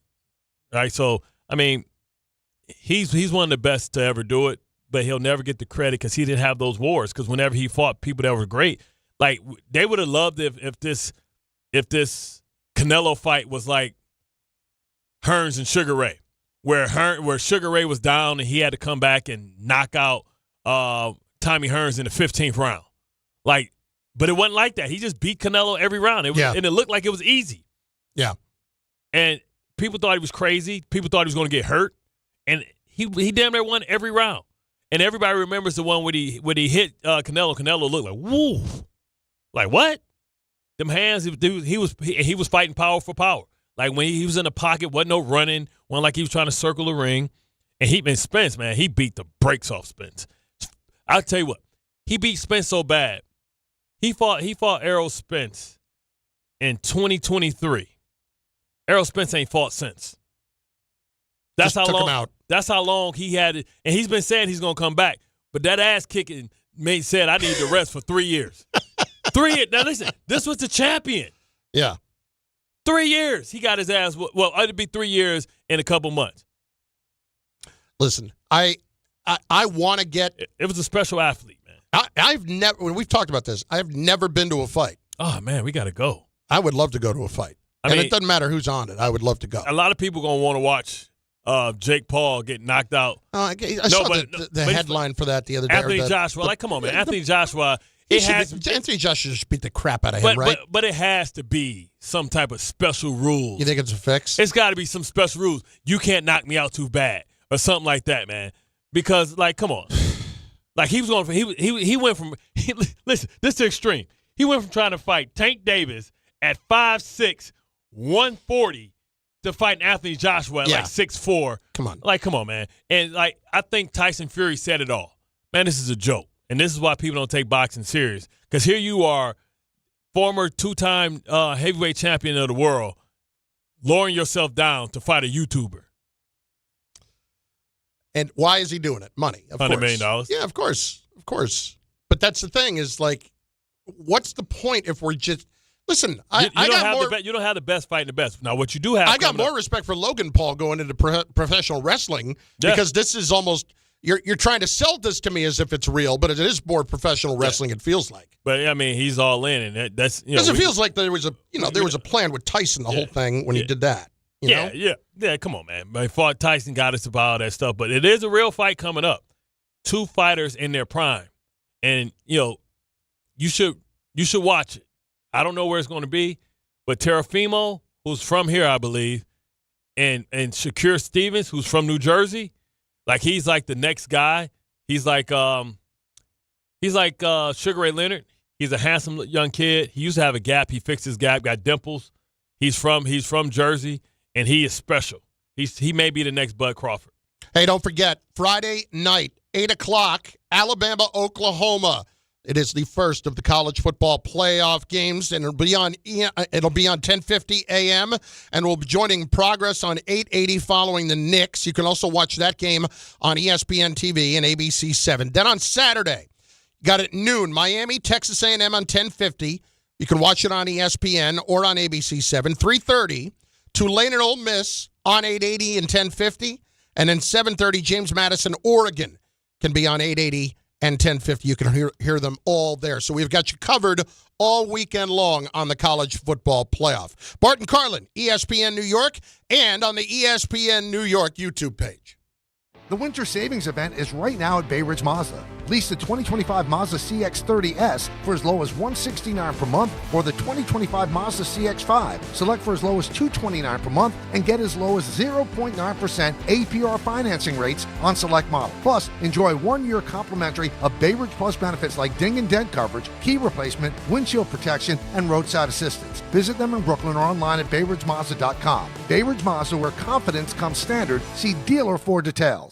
If you've been injured in an accident that wasn't your fault, then you need a lawyer who knows New York's unique personal injury and workers' compensation laws. At the Parisman Firm, they have decades of experience handling all types of accident cases and a proven track record of delivering huge results. Their team has already recovered nearly $1 billion for injured New Yorkers. From construction to car accidents and slips and falls, they've got you covered. Call the Parisman Firm now at 718-WORKERS, where your case is their cause. Get the justice you deserve today.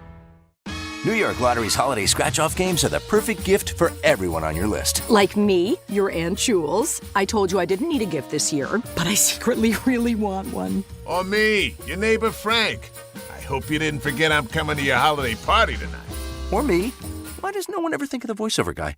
Anyway, New York Lottery's holiday scratch-off games have more winners and top prizes up to $5,000. Please play responsibly. Must be 18 plus. Gambling problem? Call 1-877-HOPE-NY or text HOPE-NY. Right now at Bay Ridge Honda, experience the wonder of holiday savings with the 12 days of deals during Happy Honda Days, like the Accord SE, only $299 per month, or the all-wheel drive HR-V LX for only $269 a month. The 12 days of deals on now during Happy Honda Days, plus receive thousands in benefits and savings with their Bay Ridge Plus Advantage plan. Upfront pricing, total peace of mind. Visit BayRidgeHonda.com. 39 months lease, 7,500 miles per year, 2026 down, plus tax, tag, and fees. See dealer for full details. I know that hiring can be challenging. You sort through tons of resumes and you get too many so-so applicants. You're just waiting for someone to match your role perfectly. Well, now, there's a place where you can meet them fast. ZipRecruiter. Need to hire right away. Start your search for strong candidates. The right fit awaits. Build your team. Build it sooner. ZipRecruiter. Just head to ZipRecruiter.com/ESPN right now to try it for free, and you're on your way to meeting your match.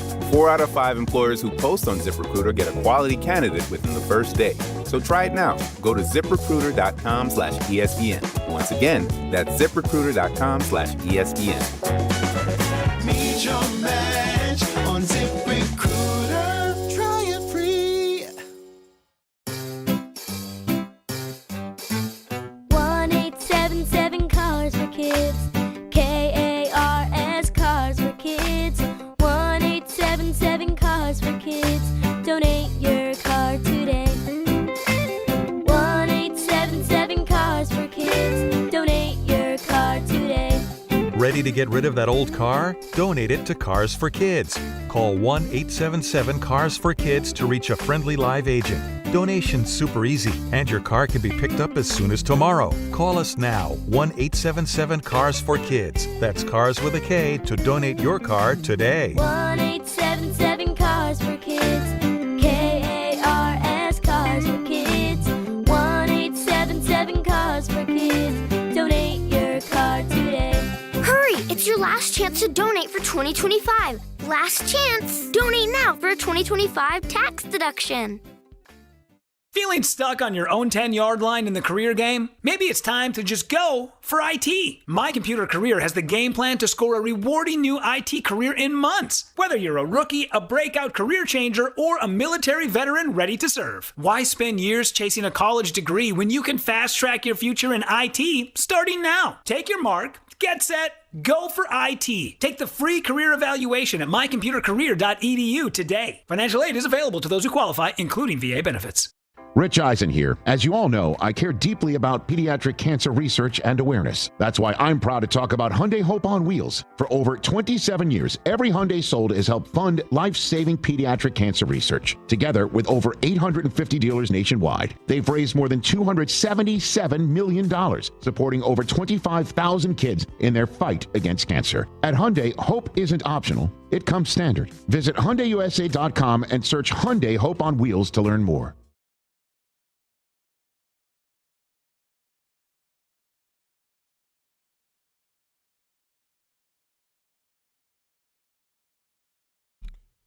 Bart Carlin on ESPN New York, on the ESPN New York YouTube page, where you can watch the show and you can comment. We'll get some of those comments in here in a couple of minutes. Bart just said that we've got like one of these wacky holiday videos that we're sending out. Like we did the Full House thing a few weeks ago. We're doing like another one, or a few months ago. We're doing like another. Yeah, I do my acting skills. Yeah, another wacky holiday video on social media. Wow, Mark McCarthy been in Iceland or Greenland? He looked transparent. Mike McCarthy is on the Pat McAfee show as we speak, and he looks exactly like me. This is not good for him or for me. It's neither one of us. But he has hair, right? Like, I think underneath. I think he does have hair. But nice hair too. I think. But let me let you in on a little secret, okay? He's wearing the hat. Yeah. And he wears the hat all the time. All the time. People who wear the hats all the time, it's in the process of disappearing, and they're hiding it. But that's what I used to think. No. You know who's doing it now? DiPietro.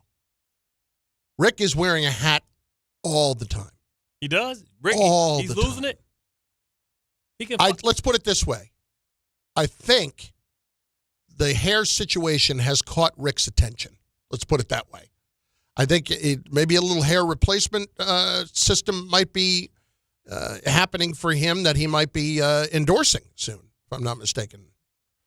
Now, if he wants to make the flight to Turkey, he can certainly afford it, and he can afford to do whatever he needs to do there, but it's like, if I'm Rick and I had that head of hair and I work out as much as I do, I get it. I got no problem with anything you choose to do.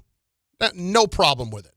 But it's just when the people who are going to look absolutely ridiculous and go from one extreme to another. Brian Urlacher? Yeah. That you can't do it. His whole life, then now he got bangs? Yes. Like, it's amazing when that happens, right? I told you my story. My hair journey, Bart, was one that, I'm sure a lot of people can relate. It was a gradual thing. It was born out of stress. I took the job producing Mike and the Mad Dog in September 1997, and it was a slow process from those next 6 years, 7 years. That's when it happened. Now, did you think it was stress? And it would grow back when you changed? No, I didn't think it was going to ever grow back. I thought it was stress combined with family history. Okay. Because everybody in my family, with one exception of my brothers, had, in one way or another, lost a decent amount. You're the only brother with no hair? No. Every one of my brothers, with one exception, lost their hair. Who's the one with short hair? Is he like, what's different about him? My brother Dan? Did he was tall. Did mom take her prenatal vitamins with him? Maybe. He was tall and thin. He's like the best looking out of all of us. Like, it is just annoying, And you guys secretly hate him. He was the best athlete of all of us. Like, absolute. Well, actually, Jim probably was, but Mom. He was a very good athlete. Now, where does he fall? Like, he's number 2. He's number 2. Yeah. Okay. But there was an incident regarding a hair replacement system in my family at one point. Was it the lace front? No, it was bad, though. My brother Jim, who I had mocked forever. I think I heard this one. I might have told you this one. My brother Jim, who I had mocked forever for losing his hair, lives in Iowa. Okay? Did they pick on you growing up?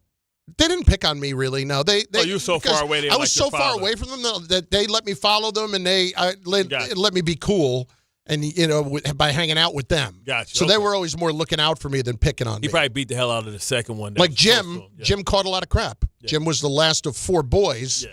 He was, he caught a lot of crap. So Jim lives in Iowa. Now, Jim lost his hair, or was in the process of losing his hair for quite some time. And he finally, had lost enough that, like, we're not kidding ourselves anymore about the situation. Did y'all have an intervention like the Snickers commercial? No, because he wasn't doing anything at the time to really cover it up. He was just letting it happen. Okay. All right? There was no comb-overs. There was none of those bad things. But then his wife, in Iowa, mind you, much different culture than here, Iowa, convinced him to get a rug. And he got a rug. Now, what's a rug? You have to explain what a rug is. So a rug is not just, hair plugs or hair replacement system or any of that. He just got a full-on hairpiece. Lace front. Not lace front. It's basically a lace front. They glue the front. But lace front, isn't it kind of permanent? No. They glue it down. No, there was no gluing of any sort. You pull it off. Women pull it off. It's a lace front. Okay. The lace front is there because it's clear and it blends in with your skin color because it's sheer. Mm-hmm. But you glue it down, then they dry it, and then when they done with it, they pull it off. No, that's not what he did. This was just more of putting something on top of what he had, covering everything else up, and making it look like all of a sudden he had one. That's a lace front. So, okay. So he didn't glue it down, though. How did it stay on? You got to put something on. I don't know how it stayed on. It was not. It's got to be something. You got to put some form of glue, or they have like. So he had not told anybody that he had done this in our family. And just imagine being the youngest of four. There was 4 brothers born in 5.5 years. Yeah. Then my sister a year and a half later, and then me 8 years later. So you're right in the middle of 6, but you're not getting any of the attention or any of that stuff. And, you're so-and-so's brother. So there was an identity crisis there, I'm sure, at some point. Mm-hmm. But his wife convinced him, you look a lot better with the hair. You really do. And I'm not going to deny, some people do. Were they paying, they maybe playing role playing and stuff. I doubt that. Anyway, and I choose not to think of it. At any rate, he decided that he was going to show up at a holiday without telling anybody that he was doing it. Now, this was not, it felt like a soft launch for him because it was not a holiday where everybody was there. It was just him and my sister-in-law and their kids driving down to Dallas to my brother Steve's house. They get there. Jim is wearing the piece. Knocks on the door. Steve opens the front door. Donna, big hug, walks in, and then Steve looks up and sees that Jim is wearing the thing. And he just pointed at it and he said, "Not in my house." Why you got something to way about what he chose to wear? If he had a hat on, he would maybe take the hat off? You will not wear that in my house. But did he look good, though? Did you even get a chance to see if it looked good? I personally never saw it, and I'm thankful that I never saw it because I trust Steve's instincts on this. Does he still have it? He would not let him in the house wearing the piece. Does he still have it? No, I don't believe he does. And if he does, like every time I see him, he's not wearing it. But no, I think he gave up on that. But now it's new technology. He can make a comeback. I mean, if he chose to, I would not put it past my brother to fly to Turkey to get the hair taken care of. Send him to Turkey, man. I would not put it past him. I would not. Now, is this the brother that maybe competed with the other brother that was a good athlete?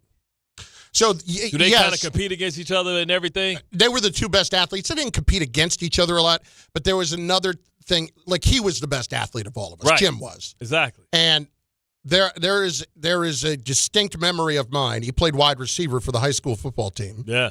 There's a distinct memory of mine for the Thanksgiving Day game between Chatham Township and Chatham Burrow back in the day. Dun, dun, dun, dun. It was right before the half, and he could fly. He could run. It was right before the half, and everybody's like whispering, "Oh, they got one. They're going to throw a Hail Mary before the half. Oh, it's going to Carlin. It's going to Carlin." They're all whispering. And I look up. They throw the bomb to him down the field. Boom, bye, yeah. And he makes the catch at the 10-yard line. Boom, bye, yeah. No time left on the clock. Boom, bye. No time left. Oh. And he trips and falls on the 5. Oh, yeah. By himself? Yeah. Made an unbelievable leaping catch and then tripped and fell. Don't. There have been a lot of things that have happened in his life that I could trace right back to that moment. So that's what I'm saying. So I bet, what's that, Mr. Destiny or something like that? Yes. Yeah, Mr. Destiny, exactly. If he had hit a home run as opposed to striking out. Yeah. Now, he didn't strike out. He made what I would call it was the greatest high school catch I'd ever seen. Can't kick a field goal, can't do nothing. It was the last play of the half. It was a Hail Mary. Tripped over the grass. He came down with the thing, turned, and then just tripped. Like, he came down. He went up over the defensive back at the 10-yard line, pulled it down. Unbelievable catch, turned around. Oh, my God, he fell. Don't. Oh. Oh, man. So when you talk about, like, people talking about how great they were back in the day, like, he'll tell you how good of a receiver he was. He would have been Ed McCaffrey in the Super Bowl if he'd have made that catch. No, he wouldn't. It was a scout there, ready to go. Nope. We would have had Carlin jerseys walking around. No, we would not have. I can guarantee you that. In the metaverse. He would tell you that. In the metaverse. Maybe in the metaverse.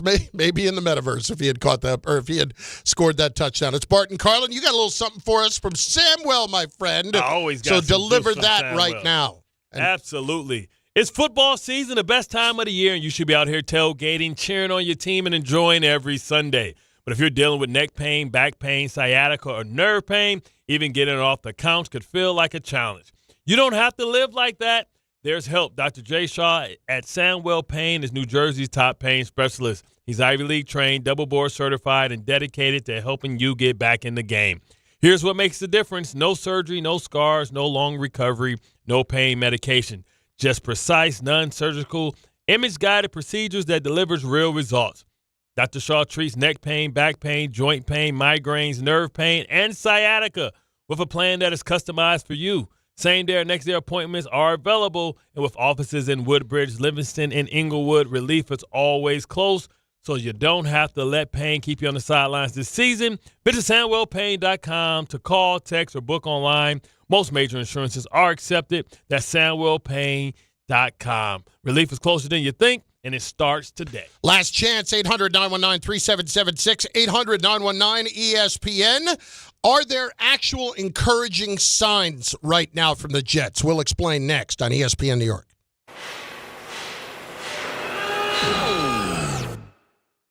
When equipment breaks down and operations come to a halt, every single second counts. So why is your maintenance team spending 60% of their time doing anything but turning wrenches?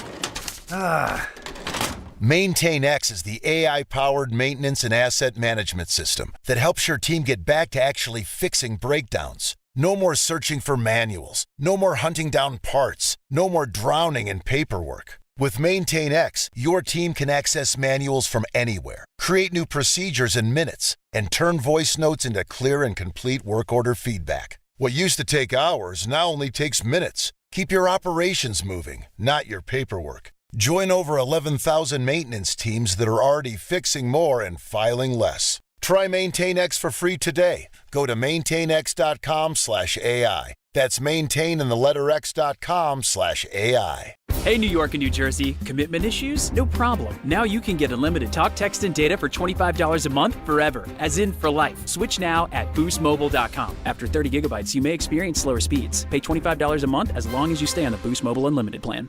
Hey, it's Michael Kay talking to you about my friends at PC Richard & Son. They're local, family-owned, and I trust them, and you can too.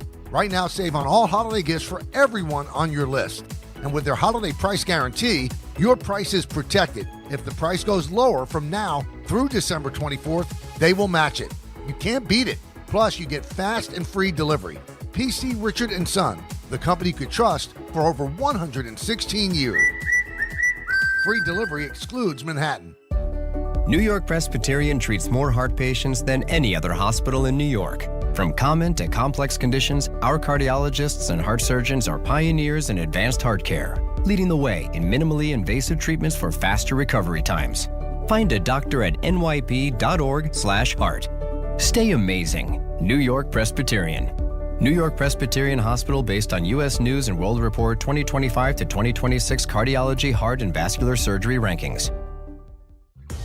There's a lot of reasons why people buy at Ramsey Mazda. It's their selection, it's their customer service, and it's their savings. During the More to Move You event, lease a new 2025 Mazda CX-5 2.5S all-wheel drive for $229 for 36 months. Start shopping now at RamseyMazda.com. Choose wisely. Choose Ramsey Mazda. Call 833-853-2970 for details. VIN S077553, MSRP $30,920. Zero security deposit. Ends 1/2/26. For over 100 years, Sloman's has been your trusted partner in comfort. When it comes to home heating oil, we deliver more than just quality fuel. We deliver peace of mind.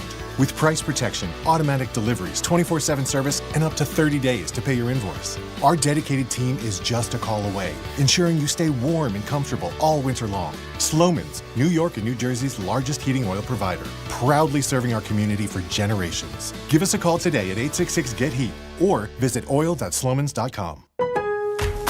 Getting more as a MyLowe's Pro Rewards member is easier than ever with the Lowe's app. Download it today and earn 500 points the first time you log in. Plus, your digital wallet helps you scan, save, earn, and access what you need to manage it all in one place. Download the Lowe's app and take advantage of your Pro benefits today. Lowe's, we help, you save. Valid 12/1/25 through 1/7/26. Offer valid for first login per organization only. Loyalty program subject to terms and conditions. Additional restrictions apply. Visit Lowe's.com/terms for more details. Subject to change.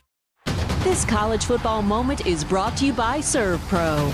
College football teams have moments they recovered from and made it like it never even happened. Like on September 24th, 2016, when Tulsa found themselves down 31-0 to Fresno State with 10 minutes left in the second quarter. Tulsa fought back to tie the game at 41. And then won 48-41 in double overtime. ServPro, like it never even happened. The NBA is happening Christmas Day.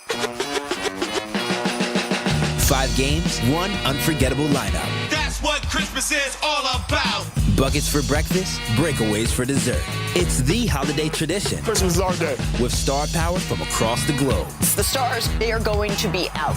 The best gift, you don't even have to unwrap it. We want to say Merry Christmas and Happy New Year! NBA Christmas Day begins at noon Eastern on ABC and ESPN.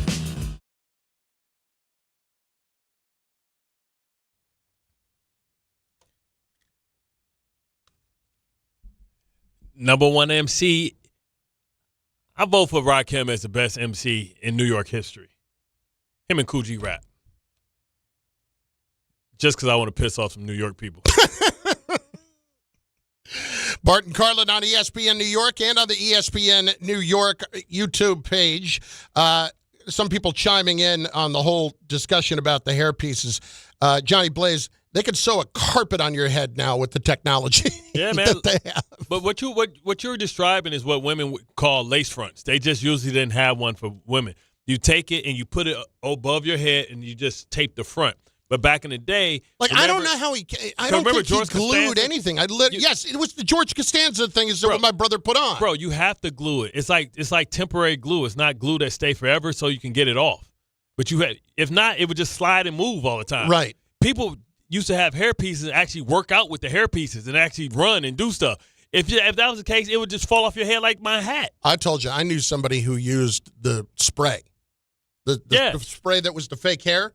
And he would cover it up so much that there was one time somebody saw him at the gym. Yeah. And he went to get on the scale to weigh himself completely naked, except for a hat. Well, everybody knows you take a half a pound off for the hat. Like, I need to lose some more weight. Let me shave all the hair off. A couple of things here. Number one, on the Jet draft thing, as much as we talk about the Giants and their need to get to the number 1 pick, yes, the Jets have all the assets they would need to trade up. That doesn't mean getting to the most beneficial spot that they can is not going to be important. I mean, if the Raiders mess around and win 2 games and it looks like the Saints already won too many games, right now, who is it? It's the Giants and it's the Giants and the Raiders. So if those guys mess around and win, and you don't have to use any of your stuff to move up because you number 1 if you the Jets. Well, it's the Giants, it's Las Vegas, it's Tennessee. Now, well, you want Tennessee to win one, like maybe even win the last Jets, game of the season. The Jets would break ties with Tennessee, I believe, because of strength of schedule. Tennessee's one behind. Their winning percentage of the teams that they play is higher than the one of the Jets. The higher winning percentage. In other words, you played a tougher schedule, you get less of the benefit of the doubt as being a bad team and a lower pick. So, So here, for instance, Cleveland is 3-11, and their strength of schedule, in other words, their opponents, has a winning percentage of .485. The Jets, their opponents have a winning percentage of .536. So Cleveland gets the better pick based on the fact that they lost to weaker teams. Okay. Yes. So basically, that can change if the people that they play start winning games. The Jets will be very close to the Giants if they actually tied, because the Jets are at 536 right now. The Giants are at 536 right now. Okay, so we need the Jets to lose out, and then basically we need a couple of Tennessee opponents. You need to the win. Giants to win a game, and the Giants right now, again, just 2 wins with Las Vegas and Tennessee. Giants can't. You need the Giants to beat the Raiders, and then you need the Raiders to beat somebody by mistake. That would help. Gotcha. That would help. Now, do I think that's going to happen? No, I don't, because you also need Tennessee to win. But what if the Raiders beat the Giants, and then the Giants lose 2 more games? Well, then you could potentially get the number 1 pick. Right. I mean, they could still get the number 1 pick if they tie at 3 wins with those other teams, but they need the Giants, Vegas, and Tennessee all to lose to even have a discussion about the number 1 pick. I feel like if you had the number 1 pick the year before, you should not be able to get the number 1 pick twice in a row. You could be a pretty bad team, man. What you know what I'm saying? Tennessee should not be able to pick twice at number 1. So what should be the highest they should be able to get? Is it like a lottery thing where the highest they could get would be like 4? It should be 5. Yeah, because now you're just telling teams to stink on purpose. But they're a really bad team. Like Tennessee didn't stink on purpose. They stunk not just by pure happenstance. They were that bad. They didn't have to do anything on purpose to lose. They fired the coach midseason. But they were bad to begin with. That coach wasn't making a difference. But he only lasted, 2 years, Callahan? 2.5, I think.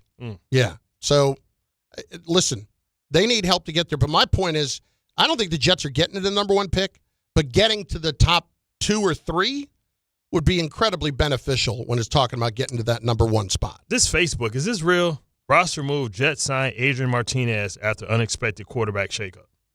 This got to be a week. You're reading it off Facebook. Problem number 1. It's pop-ups. My brother Jim. What day is this? Last week sent me a quote from Facebook. It's a week ago. Why is it just so why are you looking at it right now? Because it just popped up. It just popped up and stopped. It didn't pop up like it was breaking news. I thought it was breaking news because I thought maybe that means that Tyrod and can't go again. And then the date says what? December 4th? No, it don't say nothing. All I did was I went here, and then I went up, and I looked at the comments. It says 1 week ago. Yes. 1 week ago. Hey, Bart. Rich just tweeted about 6 minutes ago, the great Rich Cimini. Yes. What did he say? Some video of all 3 quarterbacks practicing today. That don't mean one of them could have got hurt during practice. In the last 6 minutes? Yeah. Facebook had it. It's got to be real. My brother sent me this quote. Again, big Steeler fan. Yeah. Sent me this quote from Facebook that was attributed to Mike Tomlin. And so my brother is a conspiracy theorist a little bit. And he thinks that the league has it in for the Steelers. He legitimately believes that. The team that won 6 Super Bowls? Yeah, and a franchise that is a tentpole of the league. Yeah. He thinks they have it in for them. The only reason the NFL is in Ireland is because of them. So he sent me a quote that was about a 3-paragraph quote that was on Facebook that was from Tomlin, supposedly. And he said, is this real? And as Tomlin says, we all know what's going on here. The league has been doing this for a long time. It was so fake. It was so obvious how fake it was. It looked like you watched the Avatar movie? It was the same week when somebody asked him what he thought of the quarterback play. And he said, what do you think? Yeah. When Rodgers played poorly. Yeah. And he's like, is this real? Did he say this? And I said, no, that's fake. That's when you're getting your news from Facebook. Mm-hmm. At times, it's not the best thing to do. Fake news. And so he wrote back, well, it feels real. Well, if it feels real, then it's real. Placebo. Oh, my God. Don't forget, Game Time is brought to you by our good friends at Tullamore Dew Irish Whiskey, because when it's game time, it's Tully time. Knicks are in Indiana, 7 o'clock tonight. They're going to be in that post-NBA Cup glow. Coverage begins 6:30 right here on 880 ESPN. 7:30, Nets hosting the Heat at Barclays Center. And at 8, Rangers are in St. Louis to play the Blues. Coverage begins at 7:30 on 1050 ESPN. Tullamore Dew is the original triple distilled, triple blended, triple cask matured Irish whiskey. Be sure to grab a Tullamore Dew or try the new Tullamore Dew Honey during today's action. Glasses up to enjoying Tullamore Dew responsibly. All right, tonight we talked about it a little bit with Joe. You've got the Seahawks. You've got the Rams. Where are you on this game tonight? Because this is a massive – Al Michaels got to be happy because this might be the best Thursday night game he's gotten in a few years. Yeah, they've had a couple this year. They had Houston and somebody the other day. Well, between these two, these are two legit 11-3 teams. Yeah, this might be the best records that we've ever had on Thursday Night Football. This is going to be interesting, man. Can Sam Darnold come back? He's come back to earth lately. Can he kind of regain that swagger that he had early in the season? And also, I want to see if Njigba can come close. Can he keep pushing? I think between him and Puka Nacua, this is 1 and 2 as far as receiving yards in the NFL. Puka missed a couple games, so it's kind of unfair. But I'm interested in this game because it probably determines the division, which determines the number 1 overall seed for the NFC. Puka, another one that thinks the officials have it in for everybody. Yeah, so I wonder how that works today after you make that statement, right, when you got to see him on Thursday Night Football. I think the great Foghorn Leghorn said that guy, he's about as sharp as a sack of wet mice. Yeah, don't do the dance, dog. Don't do the dance. It's Bart Carlin. The great Michael Kay is next on ESPN New York. Listen up, football fans. You won't want to miss this. Right now, new